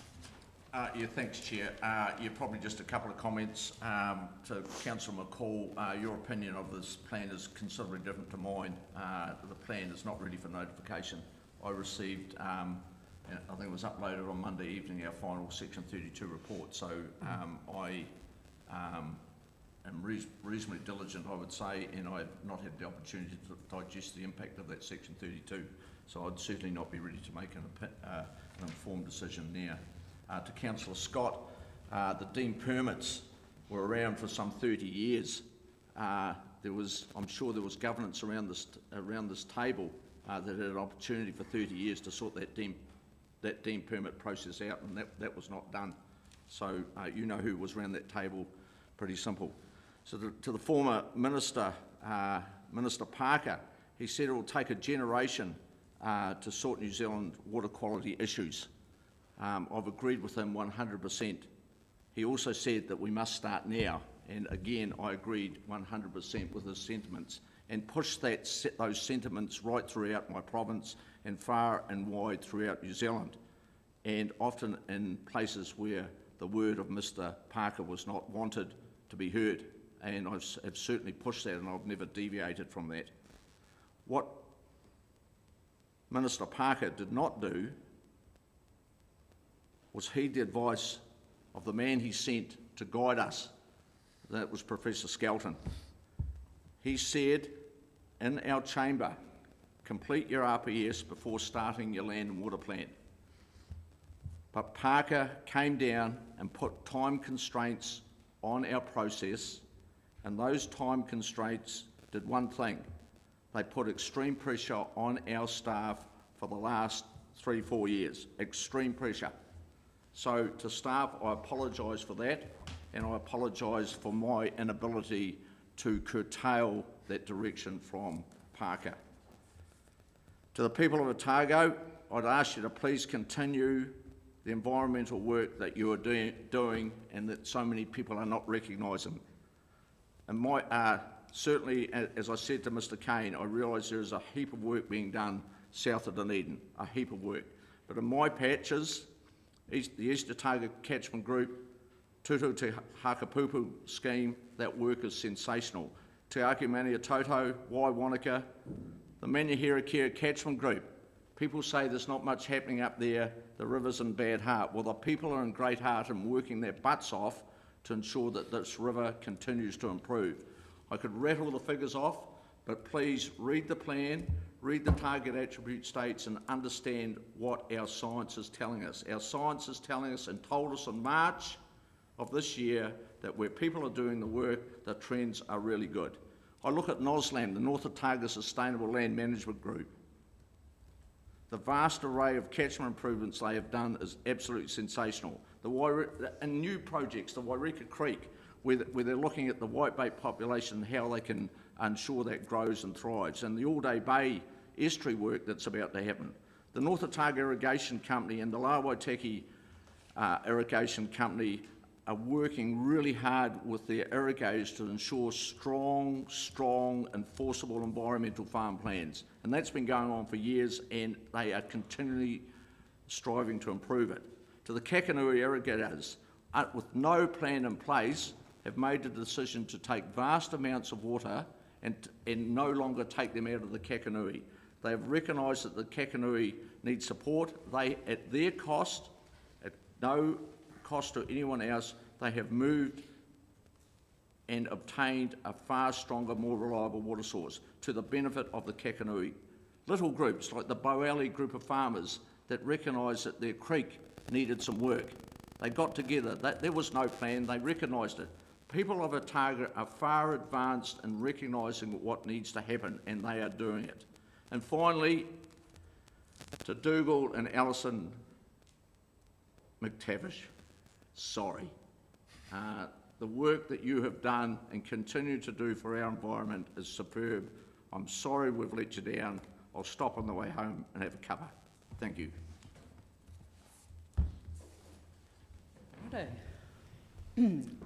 Well, I think we're going to put this one then. Oh, sorry, write a reply. Did you want to write a reply? I'm happy the motion to be put on thing. At the end of the day, what I was saying was basically we had a plan, we developed a plan, we got to a stage where the plan couldn't progress any further, and we now need to regroup and look at the way forward and try and move the way forward for the best for all of Otago, and support the stuff that Kevin's talking about, and get on and do the stuff that people want to be doing while in the meantime. Thanks. I'm happy with the motion. Thank you. I will put the motion then. All in favour? Aye. Against? No. Carried. Thank you. Right, so now we have Councillor Ware's motions, which are up, clearly visible, and we also have them already moved by him and Councillor Somerville. I think everyone's clear what they're... given effect to in regional freshwater plant. Yeah, that's right. No, it needed that in. Yeah. Councillor Ware, do you want to speak to it? Oh, you're going to save it for right reply, okay. Anyone else care to speak to this one? Oh, sorry, Councillor Forbes. Thank you, and I'm interested to see what happens with the second part of this motion, but thank you for bringing this, Councillor Ware. I'd just like to say that by not being permitted to notify this plan today, we've been prevented from playing our part in democracy and our future. In this action, or lack of it, we risk several things, which I'd like to just highlight here now. Firstly, we risk our fresh water, our environment, and our future economic prosperity, because that prosperity is entirely reliant on the health of our fresh water and our environment. More than 30 years after the RMA was introduced, we still have rivers with no legislated minimum flow and are relying on private management of that public resource. This is not okay. We heard a minister discuss the state of a river that runs through one of the world's oldest and most heavily populated industrial cities in the same breath as she talks about our wild rivers, lakes and streams.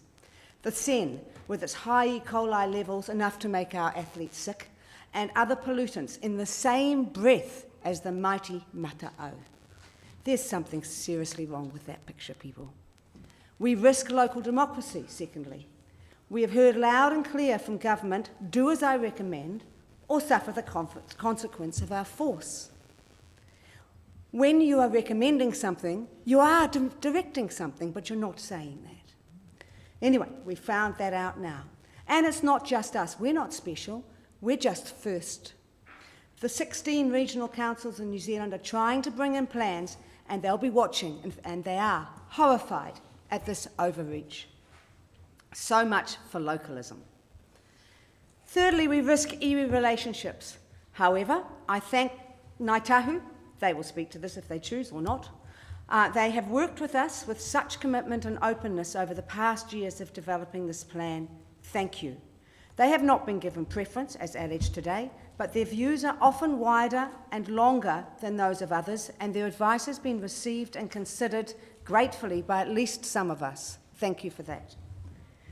We risk, finally, the supremacy of data and evidence. Lastly, I want to thank all of those, including our staff and others, who have put time, energy and commitment into this process. Your work is not wasted, and we now have a huge body of knowledge and evidence to bring to the future of our planning, whatever that future might be. The time will come when upholding unsustainable practices won't work, and those businesses dependent on them will fail. What's left for our next generations will be less as a result. Hutia tarito o te harakeke, kei hia te komako e ko. If you cut the heart from the harakete, the flax, the harakeke, where will the korimako, the bellbird, sing? Kia ora.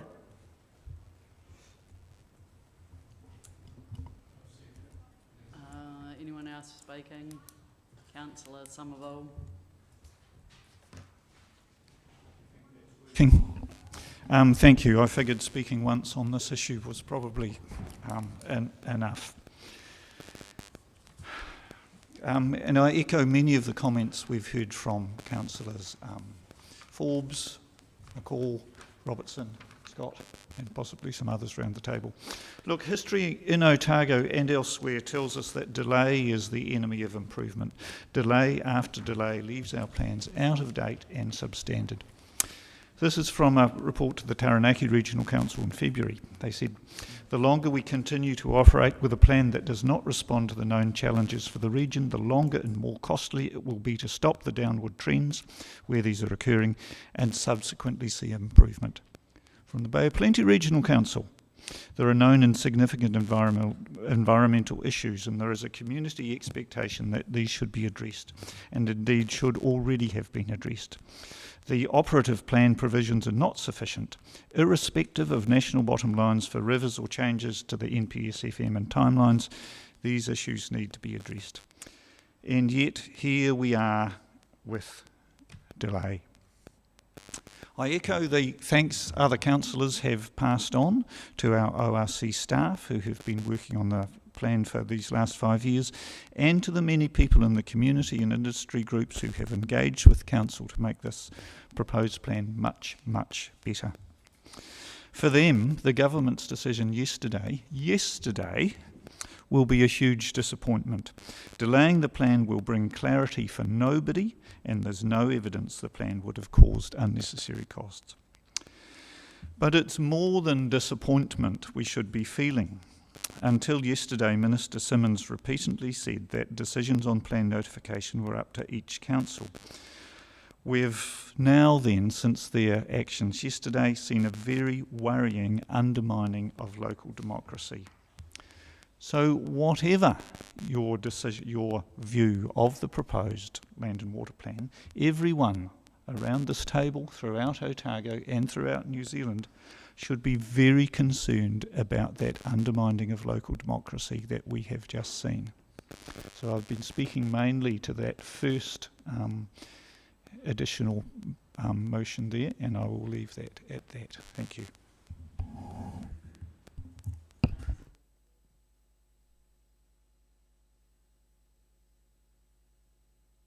With the government,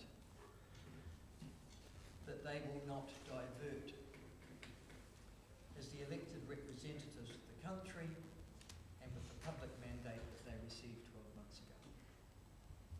This council decided to play chicken.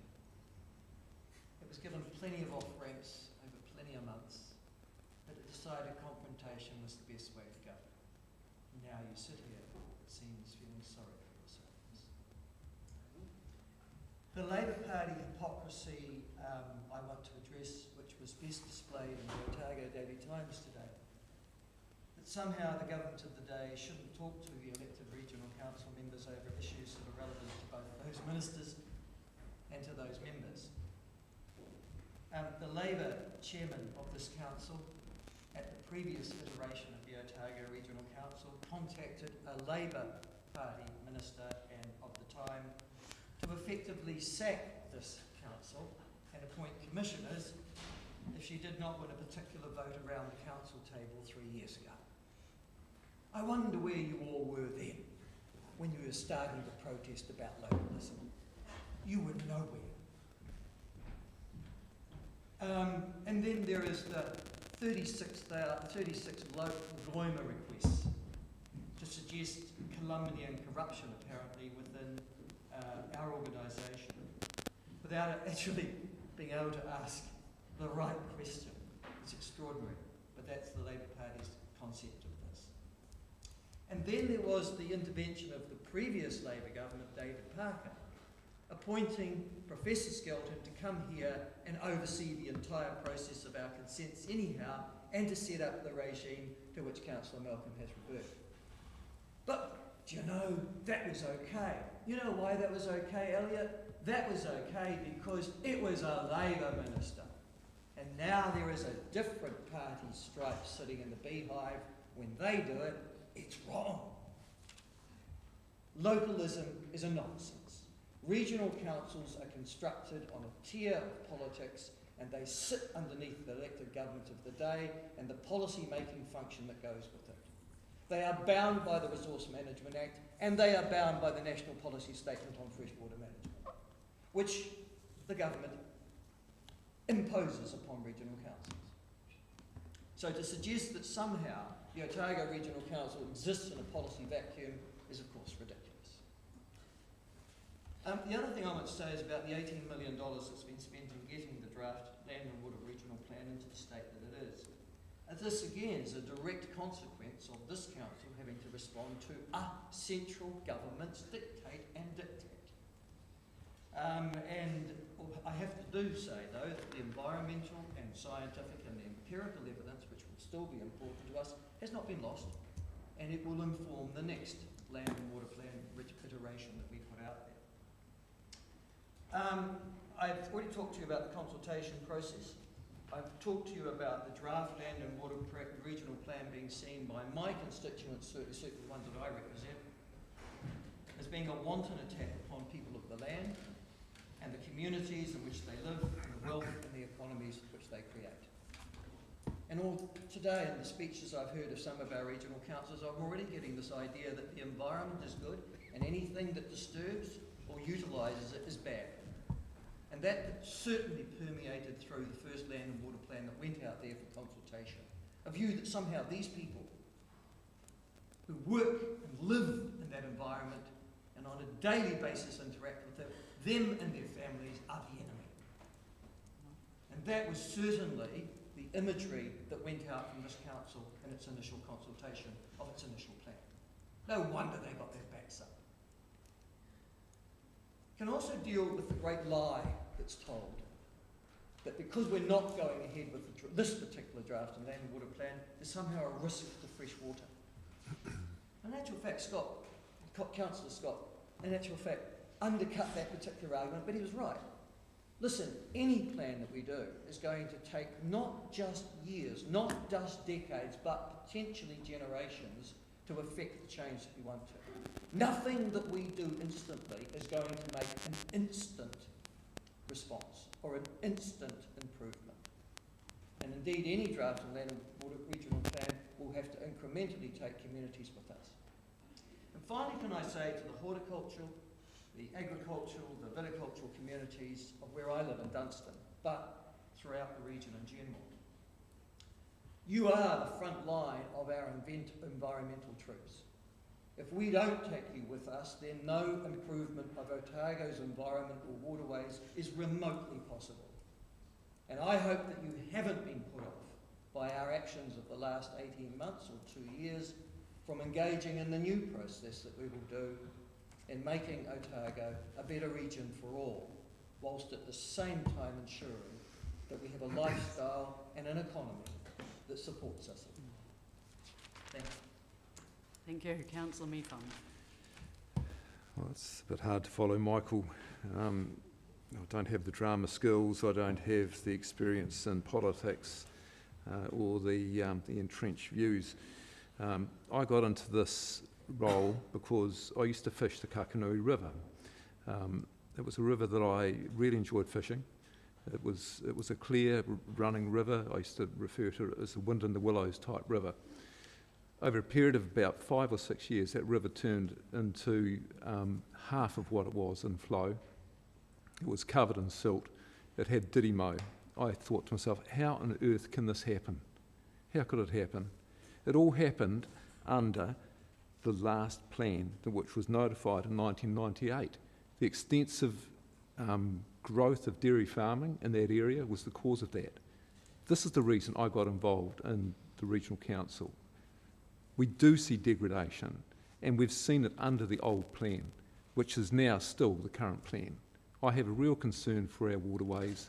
I know there are people doing good work out there, but I think we still need the regulations in the background. I mean, we all drive according to the road code. We have to have those rules there to make things happen. So that's enough. Thank you. Just checking before we get to Councillor Weir and right of reply. Oh, Councillor Noon.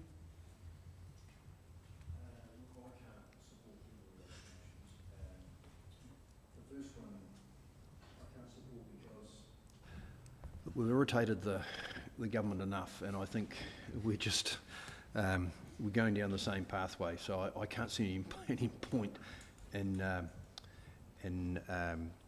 you know, continuing with that theme of interaction.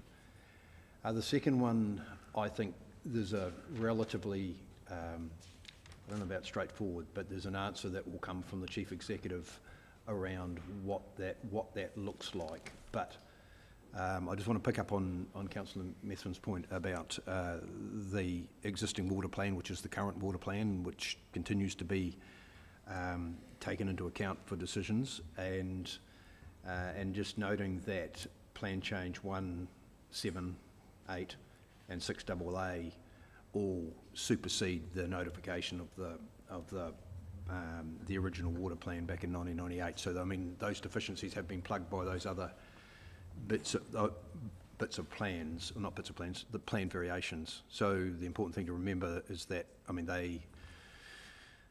it's not the original permissive plan that you referred to, but it is still not what we're looking for. But I just reassure people around the table, I'm sure we will get advice that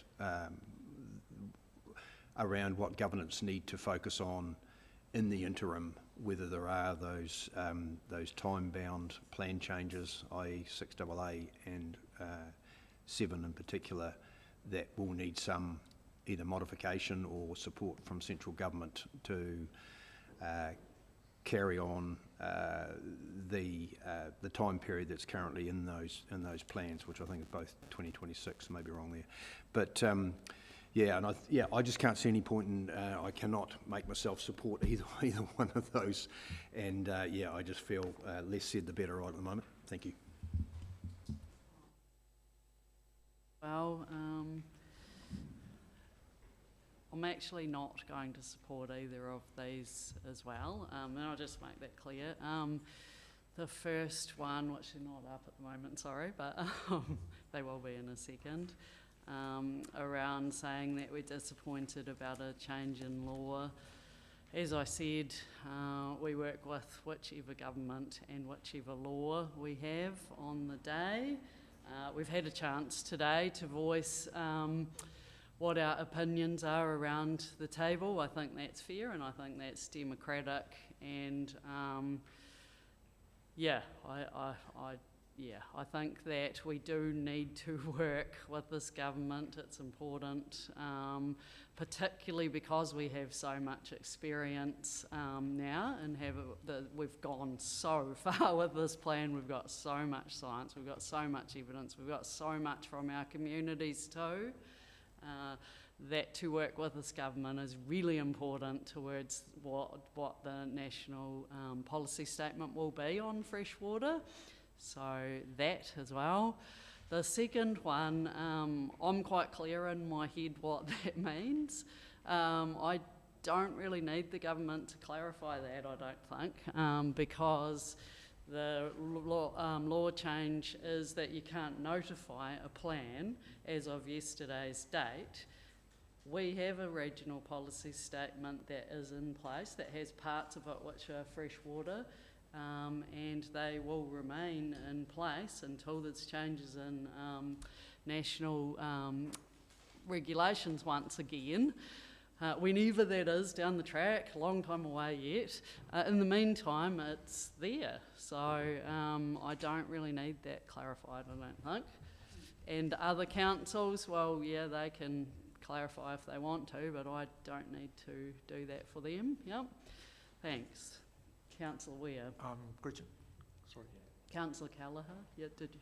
Yeah, sorry, just before we moved, were we moving to write a reply, or can I have a comment as Yes, well? sorry, I just didn't, it's hard to spot you around the corner too, so you're welcome to have something to say if you want in debate now, yep.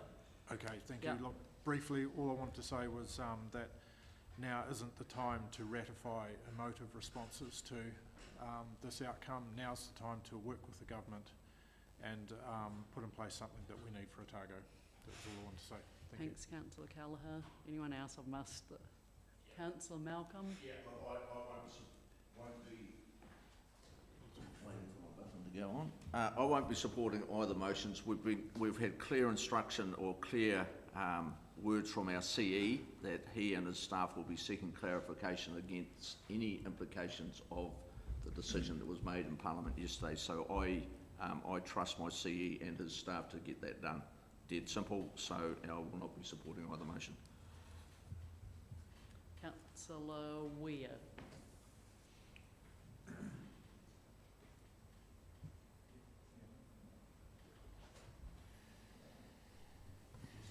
Yes, okay, there we go. All right.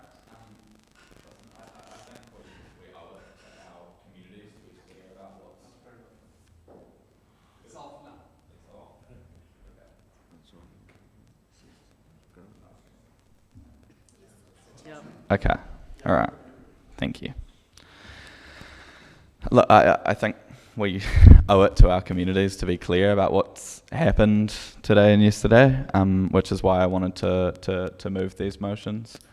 And I've got some notes to address some points that were made around the table and raise some others, so please just bear with me, and then we can... Point of order. The right of reply can only address matters put at round the table on the motion. They cannot address new stuff if you didn't put them at the start. Is that correct? Okay.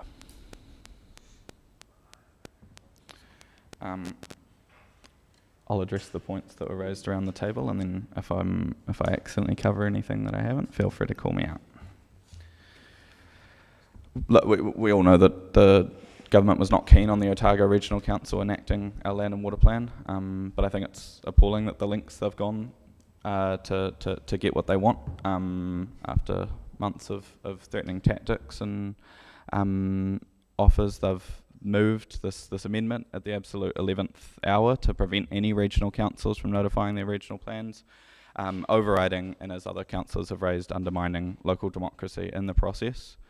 In doing so, this government has laid waste to $18 million of ratepayer money, 5 years of tireless staff work, constructive community input, and strong and valuable mana whenua partnership. This government has thrown out the best chance for Otago's rivers to be swimmable over the next 30 years in the interest of certainty for farmers. There's no certainty for farmers now, though. There isn't certainty for anyone. All this does is put off difficult decisions for years down the track, when they'll be even harder and more expensive to make.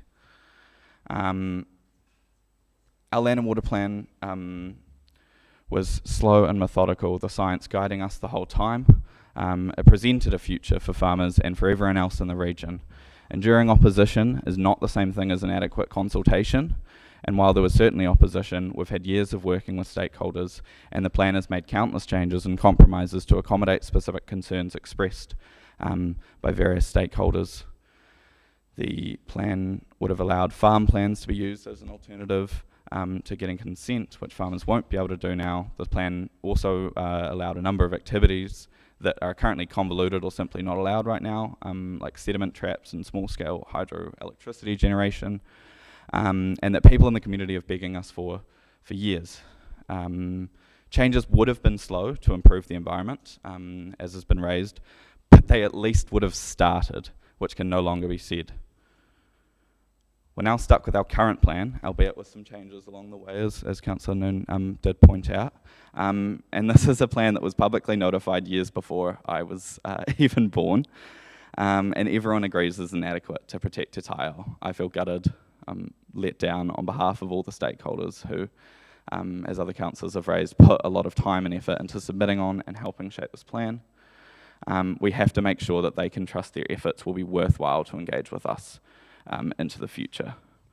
So I do just want to say that outside of our land and water plan process, I genuinely really enjoy working with my fellow councillors around the table, but that the tactics and rhetoric used in public and behind closed doors by those opposed to our land and water plan has really affected my trust and respect for those councillors that will take some time to resolve, but I am optimistic and hopeful that we can continue to work constructively on other matters, and I'm happy that it sounds like my colleagues around the table agree. But on this matter, I do want to challenge the government to justify this overreach and question how they'll protect our freshwater for future generations, including future generations of farmers.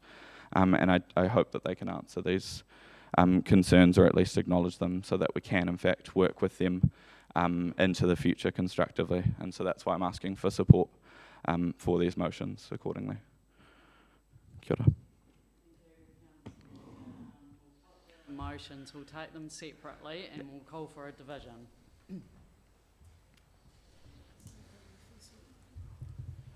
Councillor Forbes?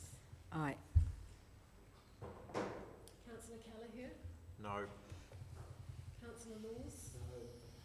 Councillor Malcolm? No. Councillor McCall? No. Councillor Methven? Yes. Councillor Noon? No. Councillor Scott? Yes. Councillor Somerville? Yes. Councillor Weir? Yes. Councillor Wilson? No. Councillor Robertson? No.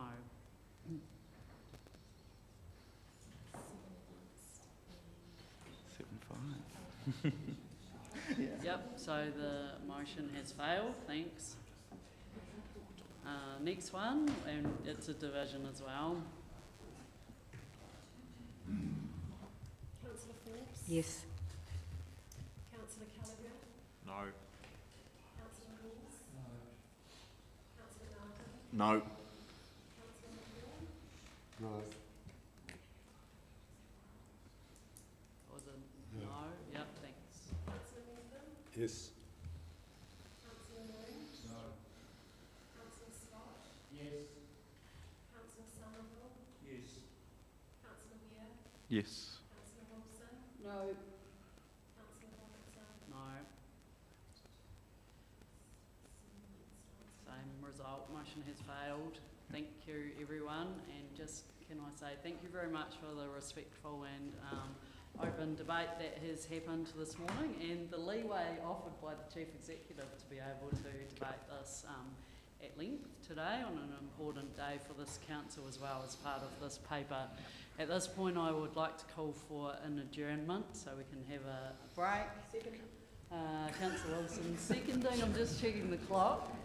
Yeah, we'll come back at 11:30. Hopefully that gives everyone enough time to grab a coffee at the cafe if they want. I'll put that all in favour. Aye, against, carried. Thank you. Go on to the low.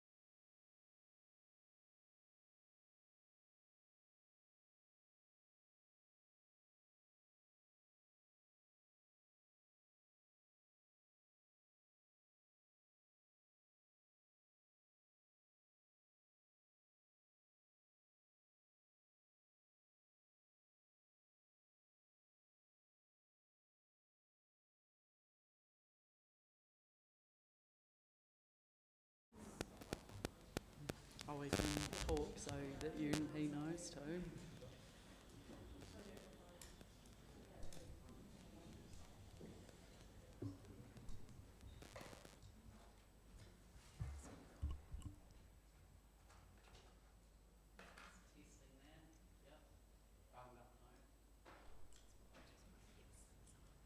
Okay, testing that one. Yep, great, thank you. All right, we'll get underway. 9.1, and just double checking we're all good live streaming as well. Kylie? Yep. Okay.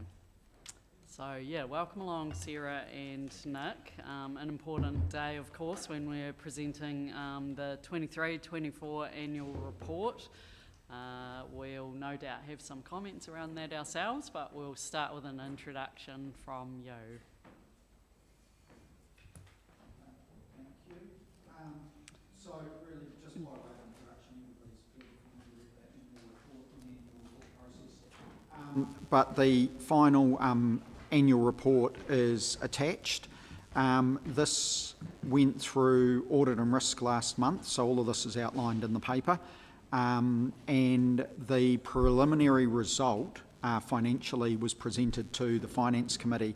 So the paper really outlines what has happened and what the process has been since Finance Committee. The paper outlines the changes that were made financially since the Finance Committee. They were reported to the Audit and Risk Committee subcommittee for those of you who are on that subcommittee, so you'll be quite familiar with this. There's also some changes to some of the statement of service performance measures and targets, the results. Some of them changed. Again, they're outlined in the paper. They were outlined to audit and risk. Since audit and risk, none of those measures and targets or the results have changed. None of the financials have changed. There have been some minor edits. There is one that's noted down towards after the actual measures and targets. There was in the draft annual report that Audit and Risk got, there was just a typo in one of the measures. It wasn't actually, it was a typo in the annual plan. The auditors just wanted us to note that below that indicator in case somebody was comparing to the annual plan, but didn't change any of the results. So effectively we've got the annual report as it was when it went to Audit and Risk. Audit and Risk was comfortable with where the annual report was at, and with the discussions with the auditors, we are expecting an unqualified audit opinion, which means that they've got no issues or matters to raise in that opinion. The draft representation letter is also attached, which is just the formality of council. They approves that, and the chair sign and CE sign that to send back to the auditors before they will issue their final audit opinion, which then gets included in the final published annual report. Thanks very much. The intro. Councillor Mepham, questions? I'd like to move recommendations, all three. Thanks. Okay. We'll grab a seconder. Yep, thank you. We'll come back if there are any questions first of all, and then we can have debate. Councillor Lord. I'll take you to page 160 to 161 of the report. It is the rates microphone. It is the rates affordability benchmark.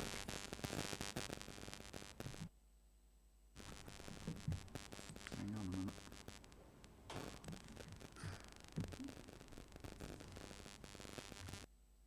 Okay.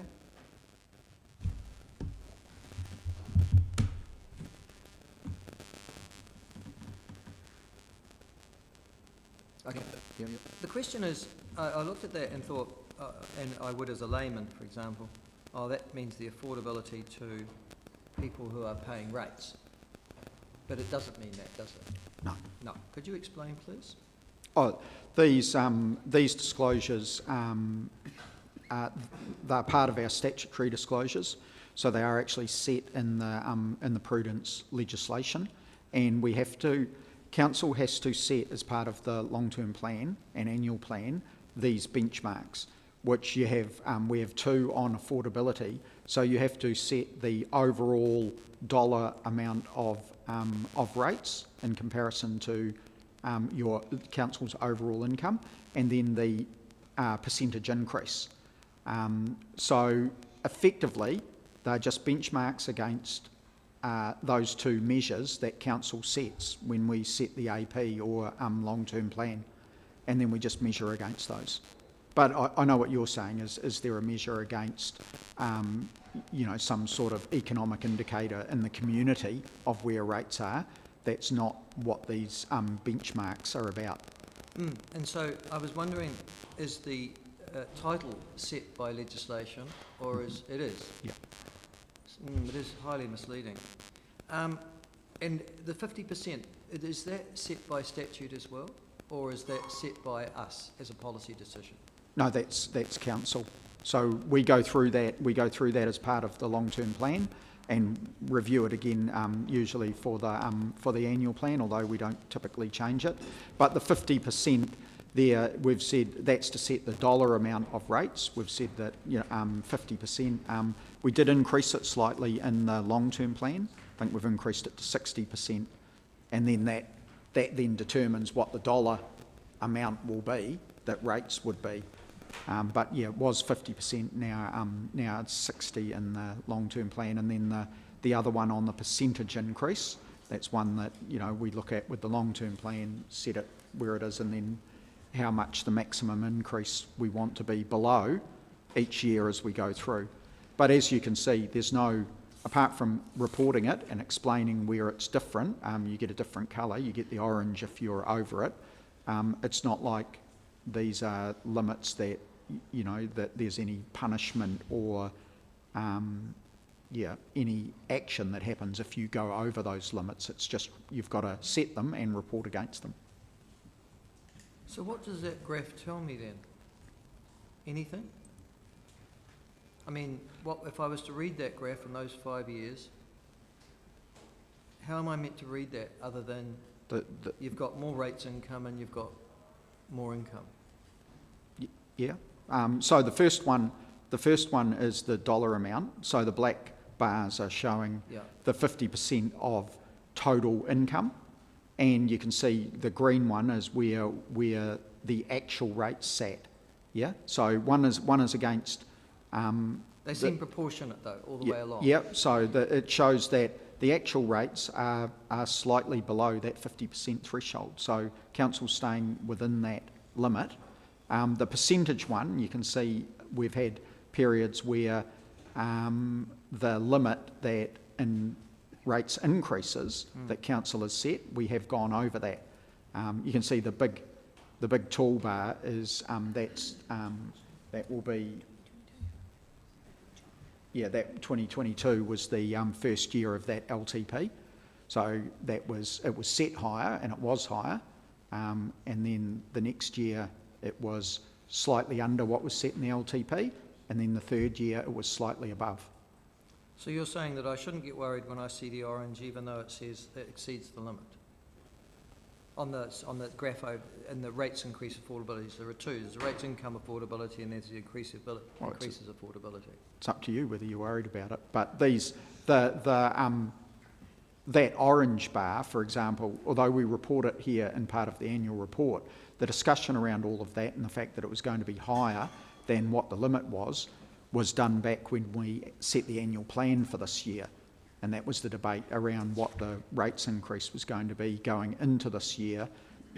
This is just reporting it at the end of the year as part of our annual report, which we're required to do. Okay, which then takes me to the next orange graph, which is the balanced budget benchmark. And that is just page 163.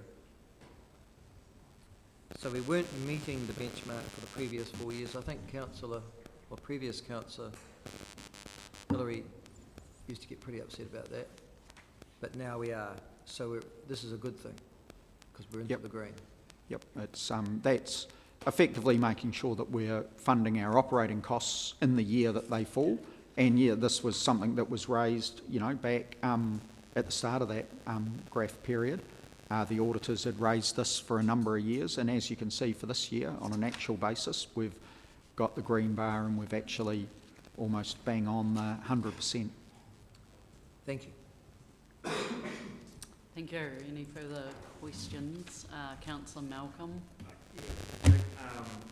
Sarah, on page 45, 46, and I think a couple of other pages as well, it shows us where we have changed measures from coding on cheese, going from greens to yellows to reds.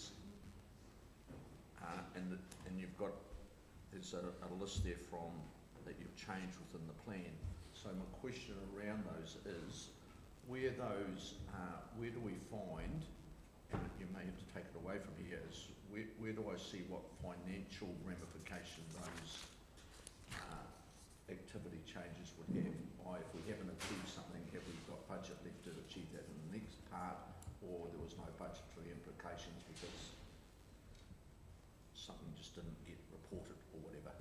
So where would I don't need to know it now, but I'd just like to examine that at some stage. That would take us some more analysis. To look at, we'd have to come back with that. Yeah. I'll take that offline. Thank you. Comfortable with it. Which is the next bit, isn't No questions. Right, we're into debate. Councillor Mepham.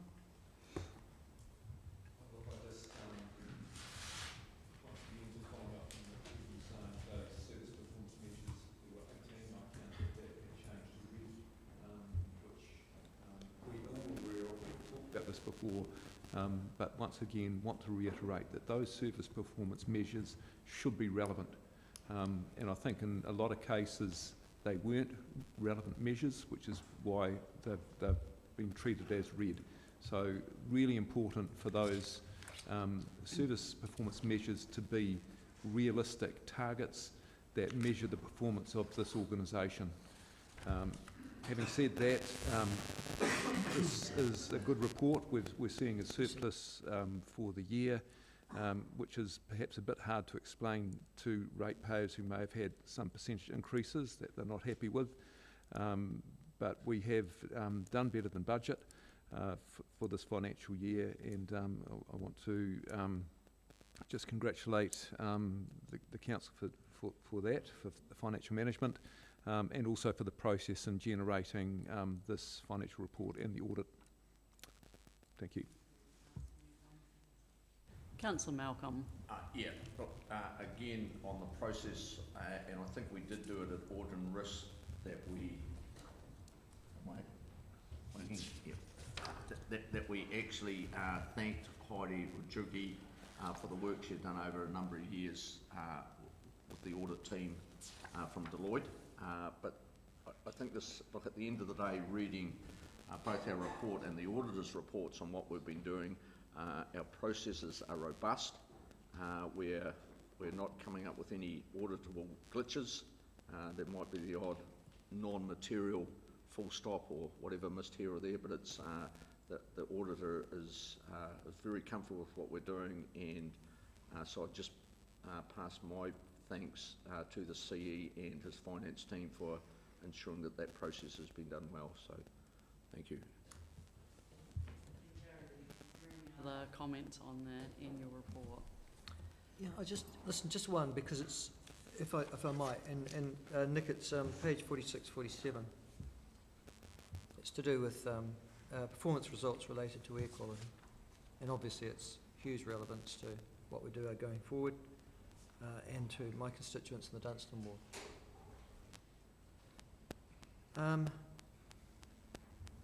There's a number of red crosses there against those performance targets. Now, when we come to do a draft air plan, people are going to look at the graph that is on the bottom of page 47, my page, and they're going to say, gosh, things have dramatically improved in central Otago. Alexandra, Arrowtown, remarkable improvement in Arrowtown. Mosgill's staying about the same, central Dunedin doesn't have a problem. Now, this is a report that we're publishing, so this is, this is the official data, and they're reading this and going, well, according to this, you don't have a problem. In fact, it's declining, not getting any worse. And yet there are those crosses there, 1, 2, 3, 4. I guess what I'm asking is, if people, the public, understandably look at the graph and go, wow, that's pretty good. And then they see the 4 crosses against it. Do those 4 crosses impact upon the quality of the data that we're seeing?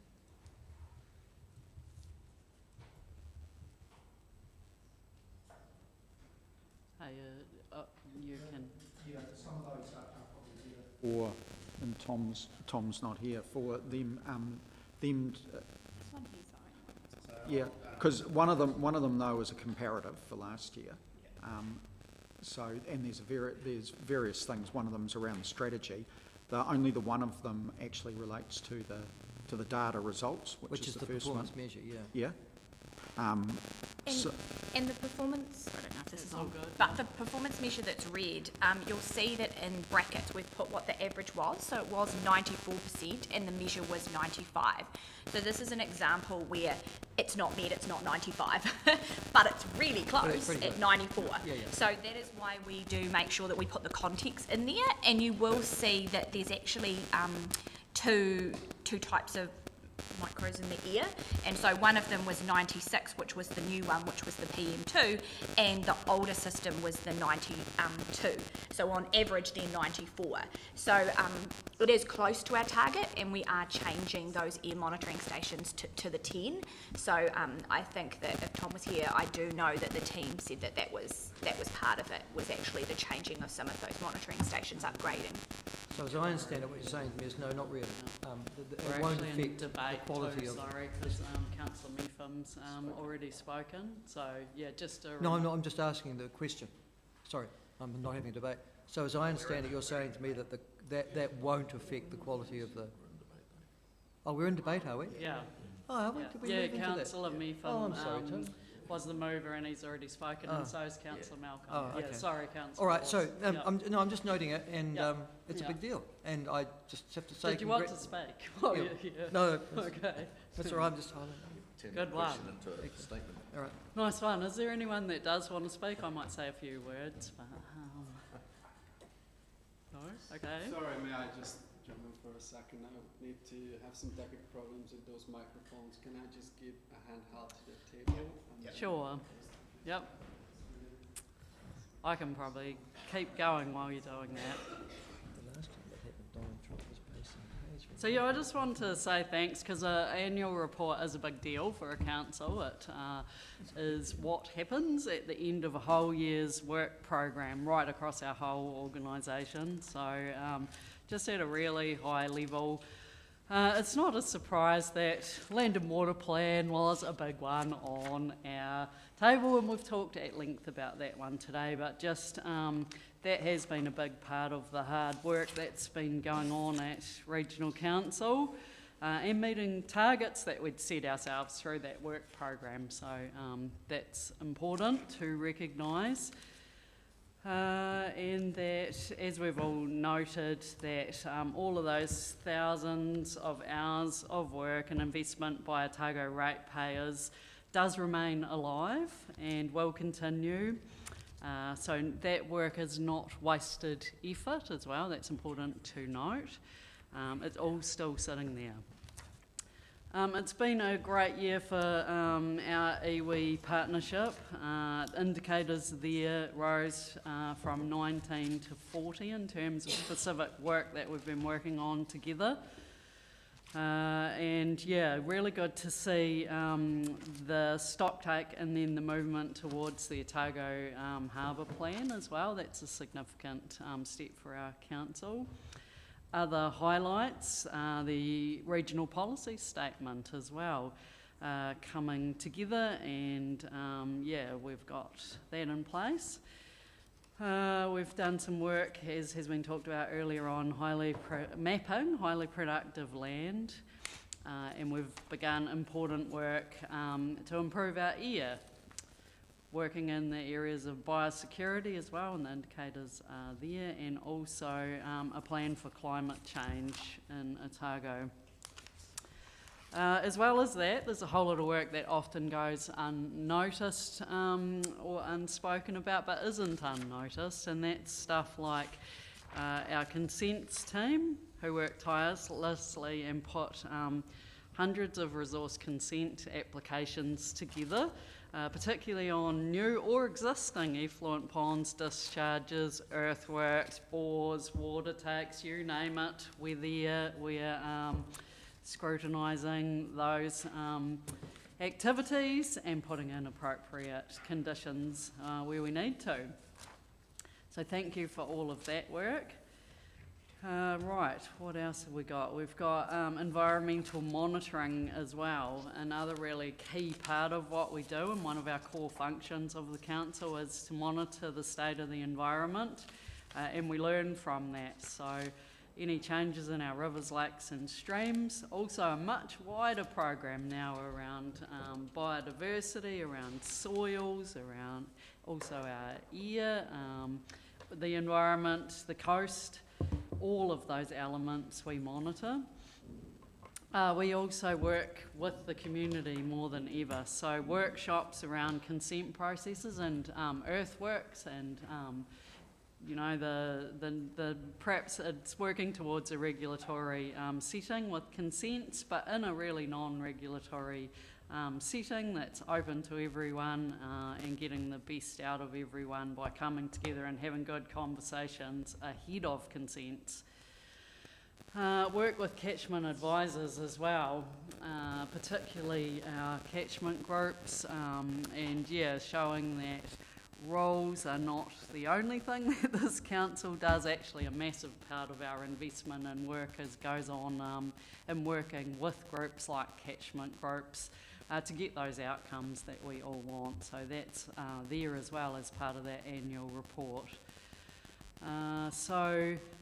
Yeah, basically the culmination of all of that stuff coming together is that the community survey has shown that awareness about our organisation is stronger than ever as well. So the work is having the impact that we want it to have. We've taken more than 100 enforcement actions related to pollution as well. So as well as the non-regulatory stuff, we do our jobs in terms of regulatory as well. We have taken some prosecutions as well in that period. We've delivered on a new website as well, which is pretty exciting and makes information more accessible for people. And we've been working with communities in South Dunedin and Glenorchy with natural hazards. And I guess another thing that's really, really important to note is the increasing patronage on our public transport systems as well, and all of the work that has gone into that. So that's just a snapshot of some of the work we do. There's a whole lot of other work that our organisation does as well, and Sarah and Nick, your team as well, and other teams, and supporting all of that. So I just want to send out a really, really big thanks to Richard, particularly during this time. Richard doesn't get thanked very often, but Richard is the Chief Executive and pulls together all of this work, has the oversight for it. We have one employee, it is Richard.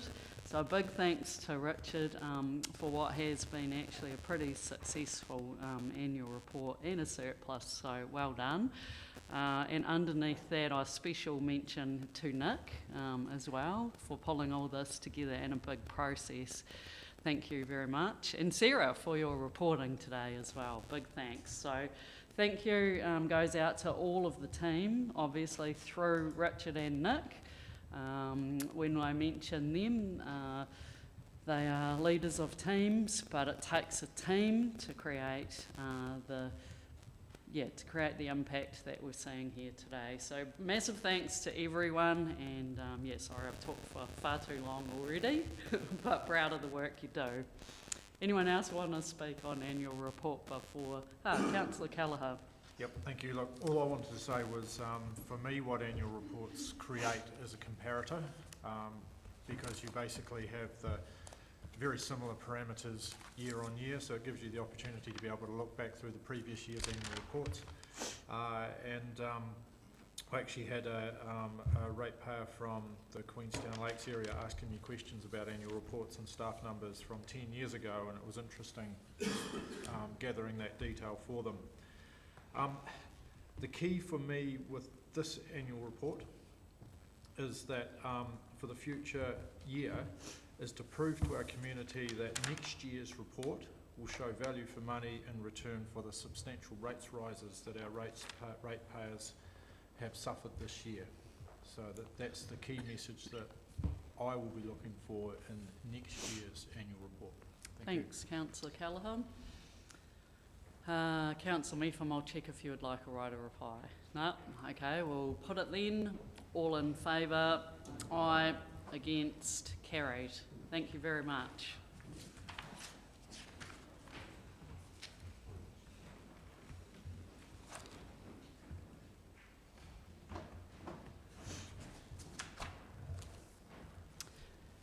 (9.2) is Port Otago's statement of corporate intent. The author of this report is Nick, so we're all aware and have read this of what this paper is on and have read it, but if you'd like to introduce it, you're welcome. Okay, this one probably doesn't need too much introduction. So the Port's SCI is attached. The cover paper just outlines some of the key things that are in it. The key one that we always point out is that the dividends that are included for the next 3 years align with what we've got in the long-term plan. It obviously has some other information and what they're doing around their material issues, which is how they report their integrated annual report, and that's the same format for the SCI. Note there that you as council had a workshop with the Port on this back in August, the 8th of August, so they've also incorporated your feedback from that meeting into this, so we've now got the final version for you to have a look at and hopefully, as recommended, endorse what's there. Then, are there any questions though? Councillor Scott. Madam Chair, before you referenced the harbour plan, in fact my understanding of what's been happening in the background is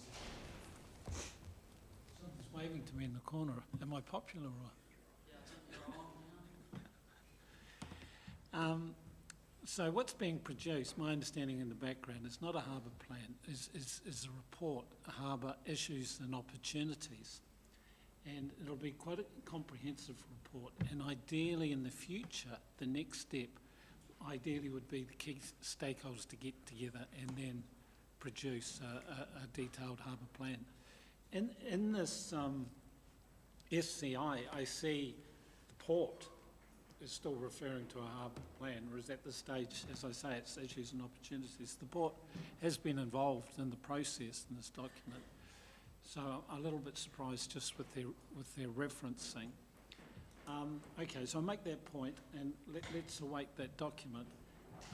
My second point is, at the last meeting, the Port, the CE, confirmed that the Port was in engagement with the Aramoana community in relation to the ecological area, in relation to the sand spit, in relation to maintenance of the old Mac groin. And I was hoping that in the SCI, that engagement, or at least some reference to it, because it seems to me an issue that's not going away, that in the SCI there would at least be some reference to it. Have I missed it? Could be in there, if somebody could just highlight to me where it is. So an SCI, yeah. Don't reference specifics in an SCI, yeah. Okay, so it's potentially still there, but not detailed. Yeah, okay, I make that point anyway. Could I just refer to those comments from Councillor Scott to give an assurance that through Mr Monroe of the group at Aramoana, I've already pushed it and it's red. Is that right? Good. with Mr. Munro that we have had a meeting, and he has many months ago now, but he has been working with the port and understands where their process is at, and was coming back to myself or Councillor Noon if he had any further issues that he was concerned about the progress of things happening. So we're very comfortable. The last conversation I had with him was probably... That's not my understanding. Yeah. Well, he needs to come back then if there is. Yeah. Thank you. No questions? Yeah. Sorry, we need to move. Yeah, move and second, and then we can. You're moving. Oh, yep. Okay, great. You got that, Kylie. Yep. So, would you like to speak? I mean, there's obviously identification of a number of significant issues, or issues that of material nature, in other words, large, and the process that sits behind that in terms of the conversations I've had with their stakeholders, I think is a very robust process, and clearly they then move forward with a vision and objective. So all I'm trying to say is that it's a very sound process, and I just opened up the Port Companies Act 1988, and the first line says it's an act to promote and improve efficiency, economy and performance, and those three areas of focus would generally direct a company towards bottom line dollars and cents. But if you look at what the port have identified, it is a very broad scope of focus for that operation, and I just really want to congratulate them on moving with the times, and wish them well for the next reporting period. Thanks, Councillor Noon. Councillor Malcolm, do you want to go next? Yeah, very well read, Councillor Noon. Very, very fitting time to bring that part of that act up in front of us and reports. So, look, what I'd just like to say on the port is they have a vision, and as a group of directors and our contact with them and with the staff that I have been dealing with, especially over this last week or so, they are certainly actively working to live their values, and that is about being safe, being efficient, always being open, providing an excellent service, and securing a return to us as a shareholder. And the part that to me is exceptionally top of mind at the moment is ensuring that they are a respected neighbour, and that talking with directors over the last few days, that was promoted to me without request.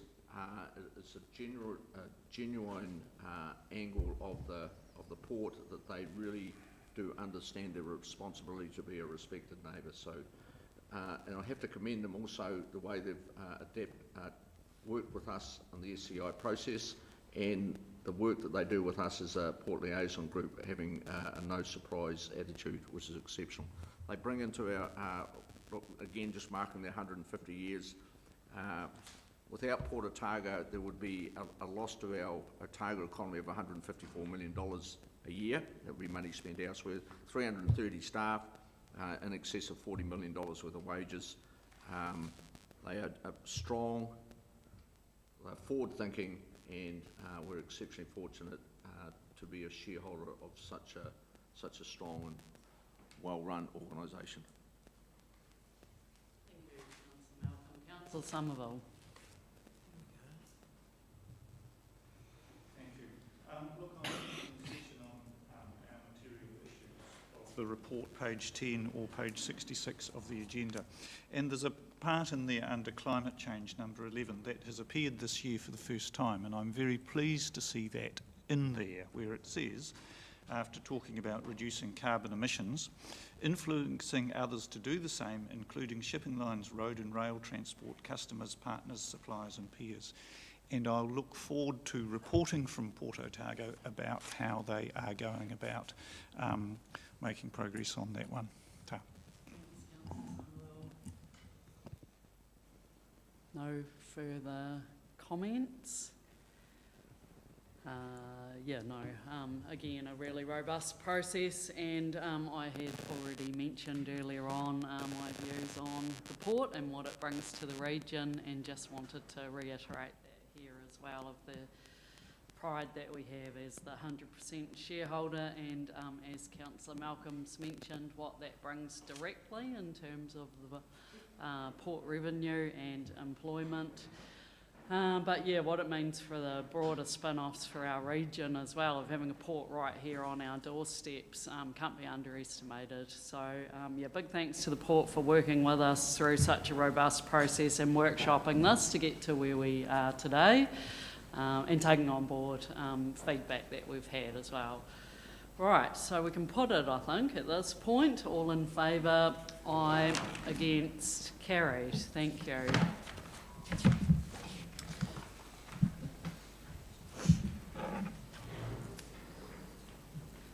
9.3 is updated consent environmental fee fund policy. Alexandra King, welcome. Joined by Joanna Gilroy as well. Welcome as well. Just quickly from me, just to get Alex and Joe speaking of the paper, the resolutions, when I reviewed the report, I apologise, there was a second resolution that was left out of the report in my review, and that is a standard one we put in for policies where we authorise the manager consents to make minor changes and corrections to the policy and update accordingly. And so that will, I've just sent that through to governance just to include as part of those recommendations for this policy. Sorry, Kylie's just putting it up. Yep, thank you. Who's this? Okay. Just a standard one. Introduction first, yeah. Morning, so does this work? Great. So this paper is relating to the consents fee support policy, where we receive applications for funding for environmental enhancement projects. So the policy has been updated based on the last regulatory leadership committee meeting, and the proposed policy includes the additional ability for councils or companies to apply for consents on behalf, or apply for funding, on behalf of eligible parties listed in the policy. And then you'll also note that there's been the additional of the flood management bylaw approval, and so we realised that this is something that you may need consent and bylaw approval, so if you can get funding for both at the same time, it works out for the applicant. And so there may be some minor wording that isn't quite right in the policy, but we're happy to take comments on that. But the crux of the matter is that the bylaw approval is added in there, as well as the consent applications. So happy to take questions. Pretty clear. Councillor Wilson. I'm very happy to move with that amendment, and just noting that whereby your word has generally, and there's been good exchange, thank you, it just needs bylaw approval or permission added, or processing fee, yeah. So I'm very happy to move on that basis now that that amendment. You'll second that. Councillor Scott, did you have a question? Thank you. I'm sure we've previously covered this, but nevertheless, so based on previous, but it is going, isn't it? Yeah, I think it is going. Yep. It's all good. Anyways. Sorry. Yes, mate. Just get closer to the mic. So based on previous expenditure, we can, you're budgeting that we can now fit both into that $50,000. Yes, so last year there was 32,000 spent. Yeah. So there is the wiggle room there, and I think when there's a proposal that includes both bylaw and consent, we can look at them at the same time, and there'd be efficiencies there. Cool, thank you. No further questions by the looks of it, so the mover was... Just a quick question, because I think I was reading in there that you can apply for up to 10,000, each individual one. Now you're doing like a consented process in a bylaw zone, would that be the cost across both getting a bylaw approval and the consent, or would that? Yes, so it would be 10,000 for both consent and bylaw. Okay, so yeah, that's what I was asking. Thank you. Councillor Wilson, did you want to speak? No. Does anybody want to speak to this one? Nope. Well, Councillor McCall. I'd just like to say it's like really awesome to see that we're in a proactive space here. We just expanded the terms of reference for the fund to, to ensure that all community-based environmental initiatives can be considered for the funding. So I think it's an awesome place to be, and thank you very much for bringing it to the table following our last meeting when it was put back to you to relook at. So thank you. Thanks, Councillor McCall. We'll put it then. All in favour, with the noting the addition. All in favour? Aye. Against? Carried. Thank you very much. 9.4 is Air Quality Work Programme Reference Group. Hilary Lennox and Fleur. Welcome.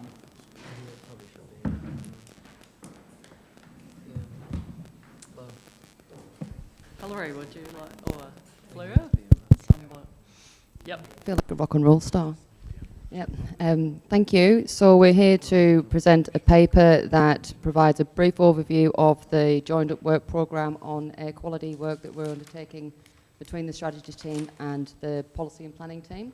But the focus of the paper is a suggestion that we set up a reference group to help to oversee the work programme. Yep. Very good. Okay. Wow. In light of that, we did do a bit of background research on people's interest in being part of this, but we've also had comments back around councillors are really keen on this work and really keen to be involved and do want to set direction as well around it, so making sure that in a reference group scenario there won't be any decision making and there won't be any direction that's given. So I guess maybe if we just outlined, if you're ready and prepared, what a reference group's job is, and just reconfirming that it's not to decide things or take away from the council's responsibility in that space. Yeah. Yep, so just to confirm, the reference group, we had one established for the Strategic Climate Action Plan. It worked really well. The role of the reference group is to help guide staff on the work plan in between council workshops and council papers, and it's at the workshops and the council meetings that the actual formal direction will be sought. All options on how to proceed in terms of the strategy and the plan, the policy direction, would still be put up into the council at those workshops and through formal papers, and that the council would still retain full decision making of the plan and strategy direction. The reference group's been proposed to help oversee the project, monitor milestones of the work programmes, check that we don't have too much slippage, and ensure that councillors are well supported when workshops and papers are coming up by asking questions in advance and having a deeper knowledge of the materials and issues. And if council opted not to have a reference group, then interactions with council would be limited to councils, to workshops and through council meetings, through papers. The advantage of having a smaller reference group is that we can have more frequent, 45, 60-minute meetings as required, just to get any input along the way. Yep. So we got some questions at this point. Councillor Kelleher and then Laws. Thank you. I get what you're saying, but clause 20, so establishing a council reference group. This group would operate like the climate reference group, so it's all progress. It basically alludes that it would ensure information is tailored to support efficient decision making. So really, what I'm reading of that clause, it says that guidance will be given to the detail that is going to be presented, as opposed to it being just purely administrative. So while we're saying they're not decision-making, they are guidance-giving, aren't they? I think what we were trying to convey through at that point was that it's helpful to us to understand what sort of questions are likely to come from the councillors when we bring our material to the full council at the workshops and at council meetings, and so we can make sure that we've answered all sorts of questions that are likely to come up so that we haven't missed anything along the process. So wouldn't that be better coming from all 12 councillors as opposed to 3 or 4? We could take that approach if that's preferred. Okay, thank you. Councillor Laws? Yeah, I was going to make a similar point actually. I was thinking that that's a rather interesting perception of what elected councillors would do, is not give you a policy direction or influence the information that you're going to provide to council, because I would. So, and I'm pretty sure when I first saw the 2 people who volunteered, which were councillors, some of them Councillor Ware, I went, no, over my dead body. So, I mean, the point what I'm trying to make is that they would obviously seek to influence. So, I'm interested in how you would deal with people who have clear ideological views or clear political views in a forum like that. Would it not be better, given that people have strong views, and that's to be expected amongst elected councillors, that they would seek to influence you on policy direction and the way in which you provide information to a workshop? I'm just going to say as well that personalising people is not what we do in the chamber as well. I know you have got a right to say that you would not support somebody, but if you were got that chance to vote, but saying that their opinion is any less or more forceful or anything than anyone else's is not really fair. We're all here democratically. Sorry, Hillary. Yep.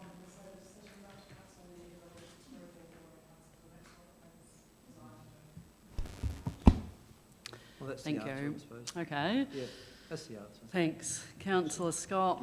It's up to councillors. Cool. I think reference groups are a great idea.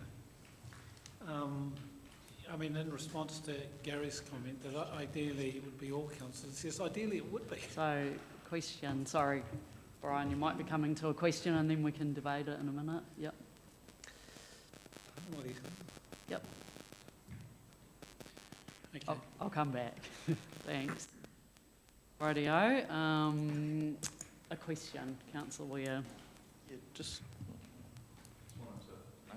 just wanted to confirm, did we not as a council already decide to use reference groups as the way of going about, whether or not we change our minds today, but just wanted to confirm, was that not a decision that we made in the last meeting to come to us with reference group recommendations? Just wanted to check that. My recollection was that we'd decided. The biodiversity strategy was discussed at Mana to Mana, and there was signal to bring terms of reference for a reference group through for council decision making. But I'm not aware that air strategy or air plan, a reference group is being discussed in that context. It's just biodiversity. Thanks. Thank you. Good. All right, I don't think there's any more questions then. I'll just update people on what happened through gathering interest for this. So we will need to vote on whatever options we have, and also note that there's 4 recommendations here, so establishing a councillor reference group is just one of those. There's a whole lot of other ones as well. So people who were interested, Gary, and he's mentioned that already, I think, and some others are keen for a whole of council approach, I think, but you can speak for yourself in a minute. We've got Ellen, Kate and Gary, though, that would be interested in being on an air reference group. There's others who are interested but happy to be flexible as well with other reference groups or duties. So we've got Ellen, Kate and Gary at this point. Right, so does somebody want to move? I could move those. Yep. Seems relatively balanced, doesn't it? Somebody want to second? Yeah, I can move all of the recommendations and the specific people. So all four recommendations and appoint, so recommendation 3 and appoints councillors Somerville, Wilson and Callagher. That's the motion put by the chair. Yeah, it's about to come up, yep. Thank you. Oh, I moved and you're seconding, yep. Thanks, yep. All right, now we're having, I don't need to speak at this point, we can have debate. Councillor Scott.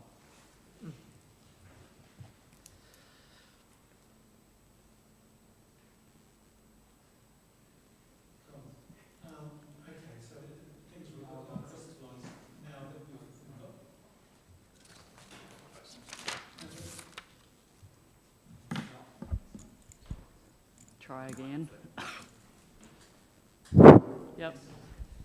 Okay, things were a bit more crystallised, we've got some names, but look, I support the concept of reference group.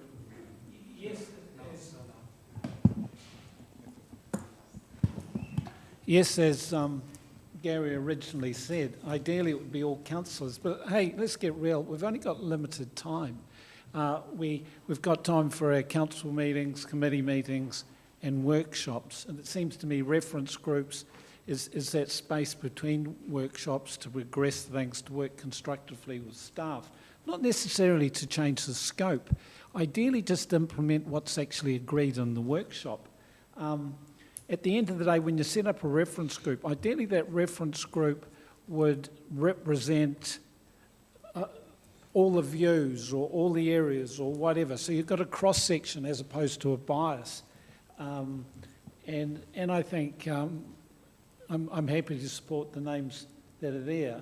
And ideally, the secret with the reference group is to have that regular interaction with councillors, bringing information back to workshops, committee and to council, so that the reference group doesn't go rogue, you know, as I think what Councillor Laws... Poorly so. Let's not even go there. But, no, thank you. Thank you. But, well done. And I agree with Madam Chair, the comments that she made. Yeah, so the concept's good. We've got some names. I'm going to support it. It's an opportunity to get some really beneficial outcomes. At this table, we often criticise, you know, in terms of the amount of work and because of, you know, staff will go down a particular avenue. Well, this is the opportunity for a number of councillors to work constructively with staff between workshops. Thank you. I'll be supporting the motion. Thanks, Councillor Scott. Councillor Malcolm, then Callagher. I fully support this. Having worked in the climate change strategy group, I think the concept's really, really strong. We have a workshop. We then send the staff away to do their work, and if they've got a touchstone to come back to run things past and sound things out, I think that's there's no decision being made here. And then that allows them to sort things out ready for our next workshop or decision-making time. Yeah, I think it's a great concept. Also in the Waitaki River one at the moment, so it's a underused and a powerful tool for us. Awesome. Councillor Callagher. Thank you. I disagree. I will vote against these motions. If the will of the table is that there is a reference group, then I am willing to be part of it. But where I see reference groups going is that in these critical tailoring of plans and direction, it doesn't take all of the table with us. There's a short time frame to put this in place. I think as councillors, if there's more workshops needed, we need to make the time to be part of the scheduled meetings and workshops to work through the detail. And I think what it results in is some councillors well up to speed with the process and other councillors behind the process, and then need to catch up in the more formal parts of the process that are in place to do it. So yeah, I'll vote against the motion. Thank you. Councillor Laws, then Somerville. I I was just thinking as I was reading this paper last night, haven't we had plenty of workshops already on equality around the council? And I would imagine, Brian, you and I and Andrew and some of the older councillors here, we've been through plenty, and it seems odd that we should now set up a reference group when I would have thought that staff had enough feedback from those workshops to be able to prepare a draft policy for us to discuss as a policy paper. We haven't solved the issue. No, and we may not.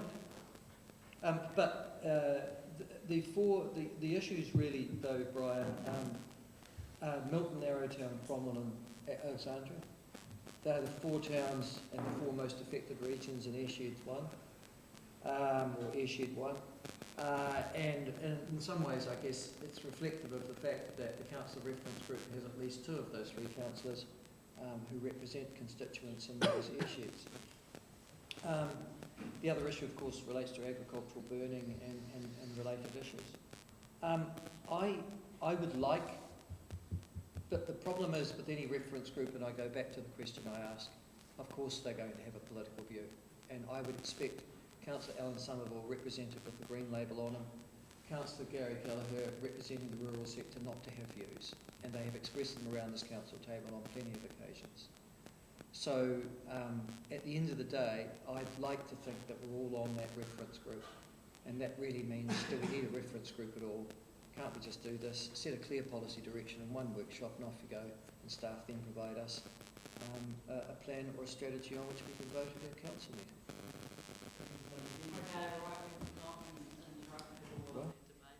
How clever it is. Or have a conversation. Awesome. Anyone else who would like to... Oh, sorry, you were next, Councillor Somerville. I think in general reference groups are a useful way of working. They're a good and efficient use of councillors' time and can make use of councillors' different interests and different areas that they are most familiar with. Of course, yes, councillor workshops are very good, but as we've heard, being able to touch in between times for some further confirmation or some further suggestions is actually a good way of working. And it sounds as though the experience of that climate change reference group was useful. So I think, yes, it's a useful thing for us to do. Thanks. Councillor Forbes. I think they are useful. I've been on reference groups on this council. They're very, very useful, and I would say that if you have those sorts of concerns that are being raised, perhaps be on one. That's the answer. But they're really, really good, and they help us save time in meetings. Thank you. No further debate. Yeah, I don't need to speak a right of reply on that one, so might as well put them all together. All in favour? Aye. Against? No. Would you like that recorded? Please. Yep. No, Councillor Laws doesn't. No, it's not. No. No. Just those Right. That's correct. Right. Yeah, we've got you on the other one. What other one is that? There's a biodiversity one at this point. Sorry. So we've got 2 people being recorded. No, 1 person who wanted to be recorded. Yep, we've got that. And the motions are carried there. Thank you very much. Right, next one then is Biodiversity Strategy Reference Group. Back for another round of reference grouping. Welcome, Shay and Hilary. Kia ora. So we have another paper asking for a reference group, and it provides a brief overview of the work programme that's in place for the Biodiversity Strategy Review, which was discussed at a council workshop a month ago. And at that workshop we talked about the approach and the desire to bring Mana Whenua along on the journey for this biodiversity strategy. And there was support from the attendees of the workshop for that approach to have Mana Whenua representation on the reference group. Slightly different sort of work program here in that it is just looking at the biodiversity strategy. There is no RMA plan review associated with this. It's just the strategy part. And so we're asking for a reference group for the same reasons as with the air plan and air strategy work, and that we've suggested that it should be comprised of 2 councillors and 2 mana whenua representatives. Thanks for the intro. Once again then, in terms of people who've responded with interest in being on the group, and after considering already being appointed to the air group, for example, or other groups, the list at this point is Councillor Weir, Councillor Forbes, Councillor Meffam and Councillor Noon. So it's not 2, it is 4 at this point. Yeah, I haven't excluded anyone from from either being on air or biodiversity if they offered to do so. Councillor Wilson. So questions, do we know who the mana whenua reps, or we have to set up a reference group within? Yes, we considered that it was appropriate for council to agree to extend the invitation first, so we haven't actually formally approached any mana whenua representatives before we had that idea endorsed by council. Okay, and are there expectations that it would be an even mix? That's the recommendation of the paper, yes.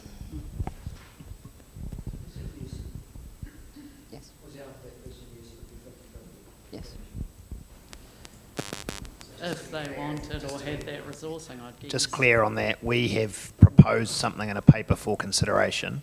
It's up to council to set the reference group up as it sees fit, and obviously the chair had suggested there may be more names than 2 that might be put forward from council. At a recent mana to mana meeting, there was strong interest from mana whenua to be involved in the development of the biodiversity biosecurity strategy, but there were no, as I recall, there were no commitments made about membership numbers or anything along those lines, and this has come back to this table for direction before we take that step. Yeah, I'm just checking for completeness whether the terms of reference have numbers in them. Does anyone know the answer to that as well? Whether we'd need to alter them, because we've got a accepting of them as well, if we change numbers. Yes, it does have numbers. Yeah. Okay, thanks. So are you saying that we need to amend that, or we need to take it back? Yeah, if we choose to go with a different number from 2 or do a different approach, we would need to amend the terms of reference by the looks of it. Well, it says, to be fair, TBC is next to it. We'd remove that bit too, I guess, if we've endorsed it. Or would it get, yeah, that's another question actually, or does it get endorsed through a different process, through working with mana whenua and all the groups that are on it, rather than us endorsing it today? I guess we are endorsing it today. So, to clarify, the TBC was the idea that we would put the names in there. Yeah, right. Yeah. Okay. Councillor Callaghan. Can I just clarify with this one, in comparison to the previous one, we're clearer with this one that we do want to give, we want the reference group to give direction as well, because it's stated multiple times in the report.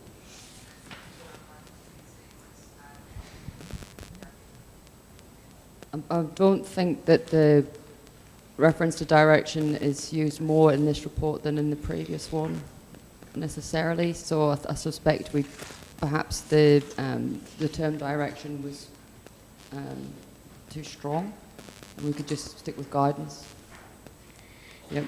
I don't think we've used direction more in this paper than the air one. Right. Okay, so my interpretation is that in these 2 reference groups, the intent of this one is that this, from what I'm reading and having read the report, that this reference group will give more direction than the previous one. Am I mistaken? Yep, that wasn't our intent. So apologies if the paper's been misleading. Okay, thank you. No other questions?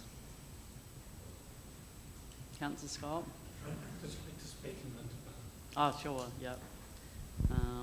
Okay, well, I will move then. Councillor Weir, Forbes, Mepham and Known. We're just getting that up so everyone knows what we're voting on. Plus 2 Yeah, well, they'd need to agree. Oh, yeah, it's in the terms of reference, and we need to approach them, and they'd need to decide still whether or not they'd like to take up that opportunity. As Richard's pointed out, all indications are that they would, but we'll just go through that step. Yeah.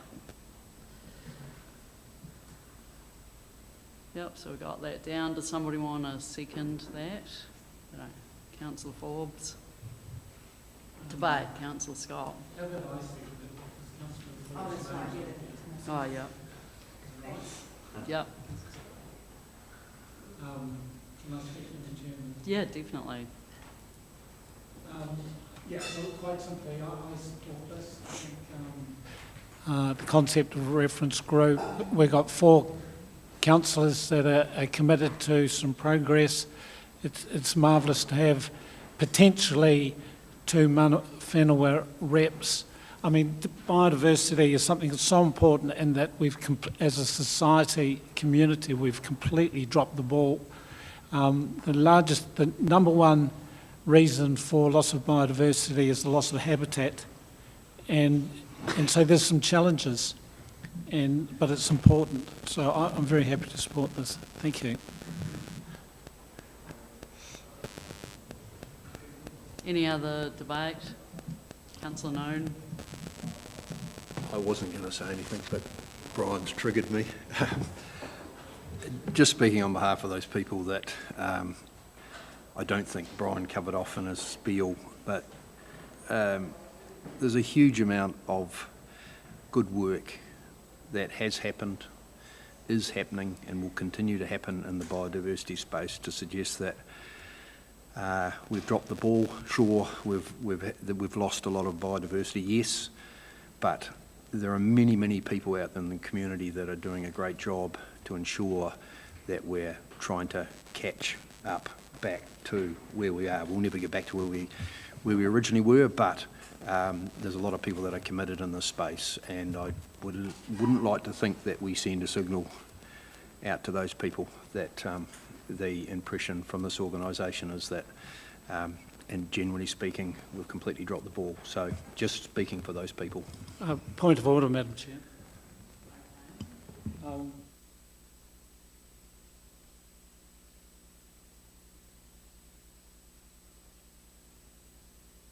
New Zealand is the second worst country in the world in relation to biodiversity loss, and I've just listened to a diminishment of that reality.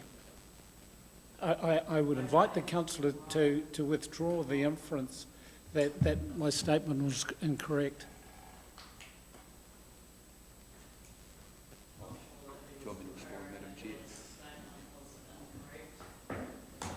I think that what you've both said stands, so I'm not going to make a ruling that he needs to withdraw what he said.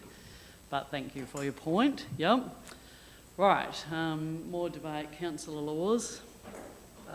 Since humankind arrived here, rough anthropological evidence suggests about 1250 AD, humankind has had an adverse effect upon flora and fauna.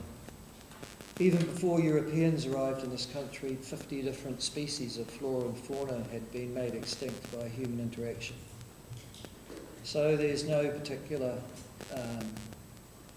ethnicity or culture that can claim that they've done a great job for biodiversity in New Zealand. And the really interesting thing, though, is that in the 21st century, what sort of job have we done already on this area? And if we're going to be talking about dropping the ball, then I would argue the Otago Regional Council can accept a good measure of responsibility as well. I raise this all the time, but our pest management strategy is a disaster, mostly because we've got a strategy that, in my way, and that directly affects biodiversity in Otago, because it's a threat to that Indigenous biodiversity in our region. And we have not done a good job in that area, and we still are not doing a good job to this day. You know my views on mana whenua reps, so I will not repeat them. So I have a philosophical objection to non-elected folk being on governance groups, and that philosophical objection remains. I'm not going to die in a ditch over it. I'll probably vote against it, but I wish you well. But I just want to make it very clear that there is nobody who is human who has resided in or resides in Otago that comes to this particular issue with clean hands. And we need to accept that we've got to do a lot more in this space. Thank you.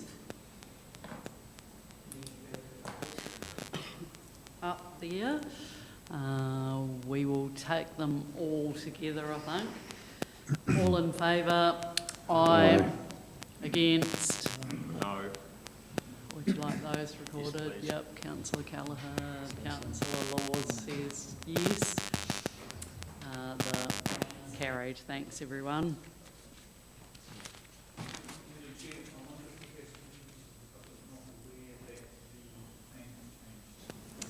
Yeah. I'm thinking that there could be some out the door too that are getting informed, but yeah, we'll just double check that those who have just joined recently are aware that the council is still going through its agenda that was set for this morning. It's taken a wee bit longer than we thought, but that the two papers that were scheduled for this afternoon have been pulled from the agenda by the Chief Executive, and we've laid out the reasons why earlier on in the meeting, so there isn't a meeting around the land and water plan that's about to happen, but everyone is absolutely welcome to join us in the chamber for the papers that we have got on. Yeah, exactly. Great. Yeah, thank you. So we've got one more paper. Sorry, two more. One. Yeah.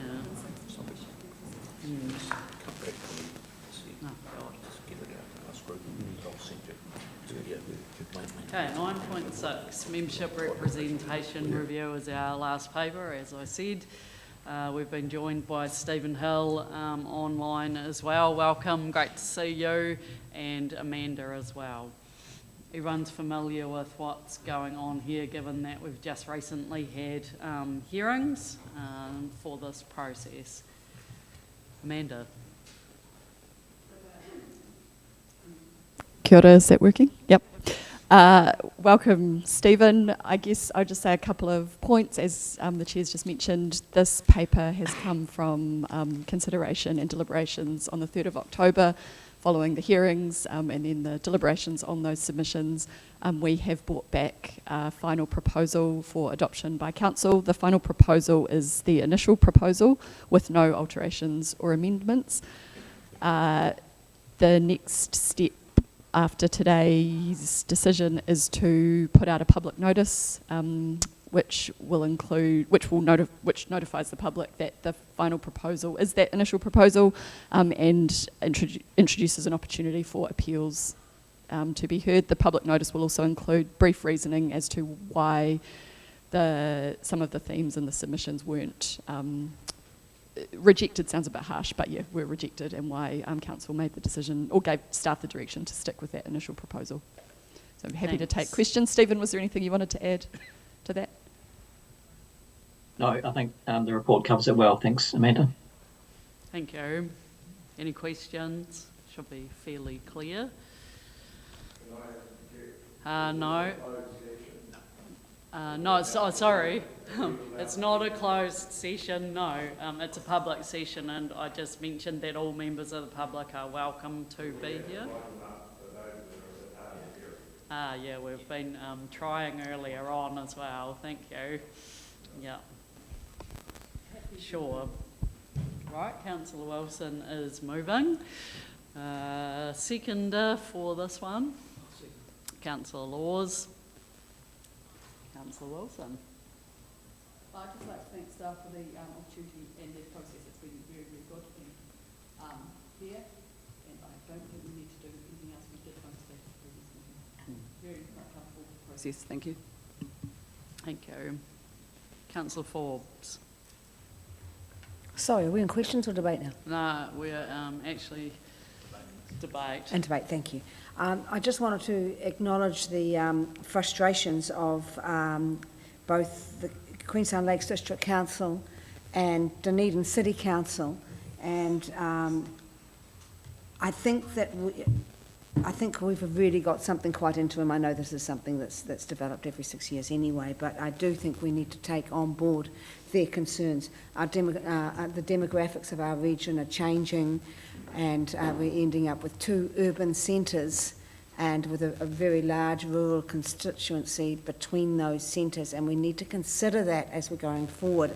I'm not sure we've landed in the right place this time, but I'm going to support it because I think that's probably the right thing to do at this moment. But we should be preparing ourselves for a very big change next time. We may need to look at all of our constituencies more carefully. That's all I wanted to say. Thanks. Councillor Laws. Either today or tomorrow, Queenstown will become officially a city.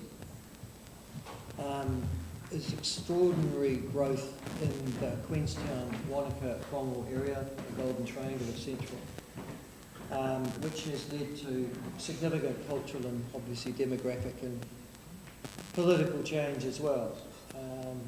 And in many ways, our membership representation review can't quite pick that up, simply because we are based upon, as Councillor Forbes has said, demography of previous years and coming to our decision. There is no doubt that the Otago Regional Council or the Otago region is changing, and changing quickly. And people are flocking from all parts of New Zealand, not just from the Otago and southern regions, but all parts of New Zealand and internationally to the central region. And there is nothing to suggest that that particular trend will be arrested anytime soon.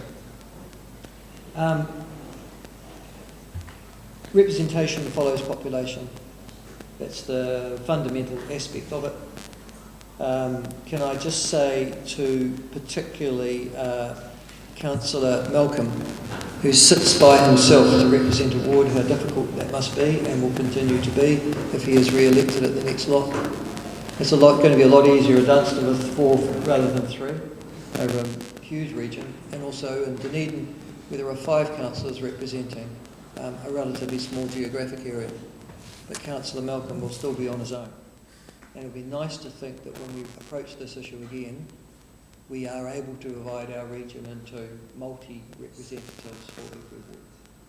Thank you. Councillor Wheeling,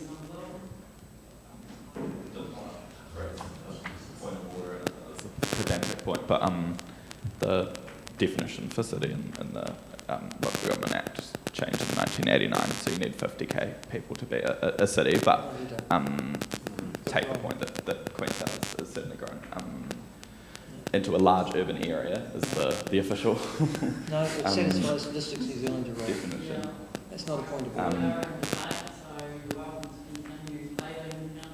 Yeah, thank you. But certainly take the point that these demographics are changing and we need to look towards them into the future when we look at how best to represent all the views around the region. And this is the best option at the table today, but I'm looking forward to thinking about that more in the future. There is no perfect solution on this one, and all the proposals we've looked at have had advantages and disadvantages, but weighing it all up, I think this is the best and fairest one we can come up with for now.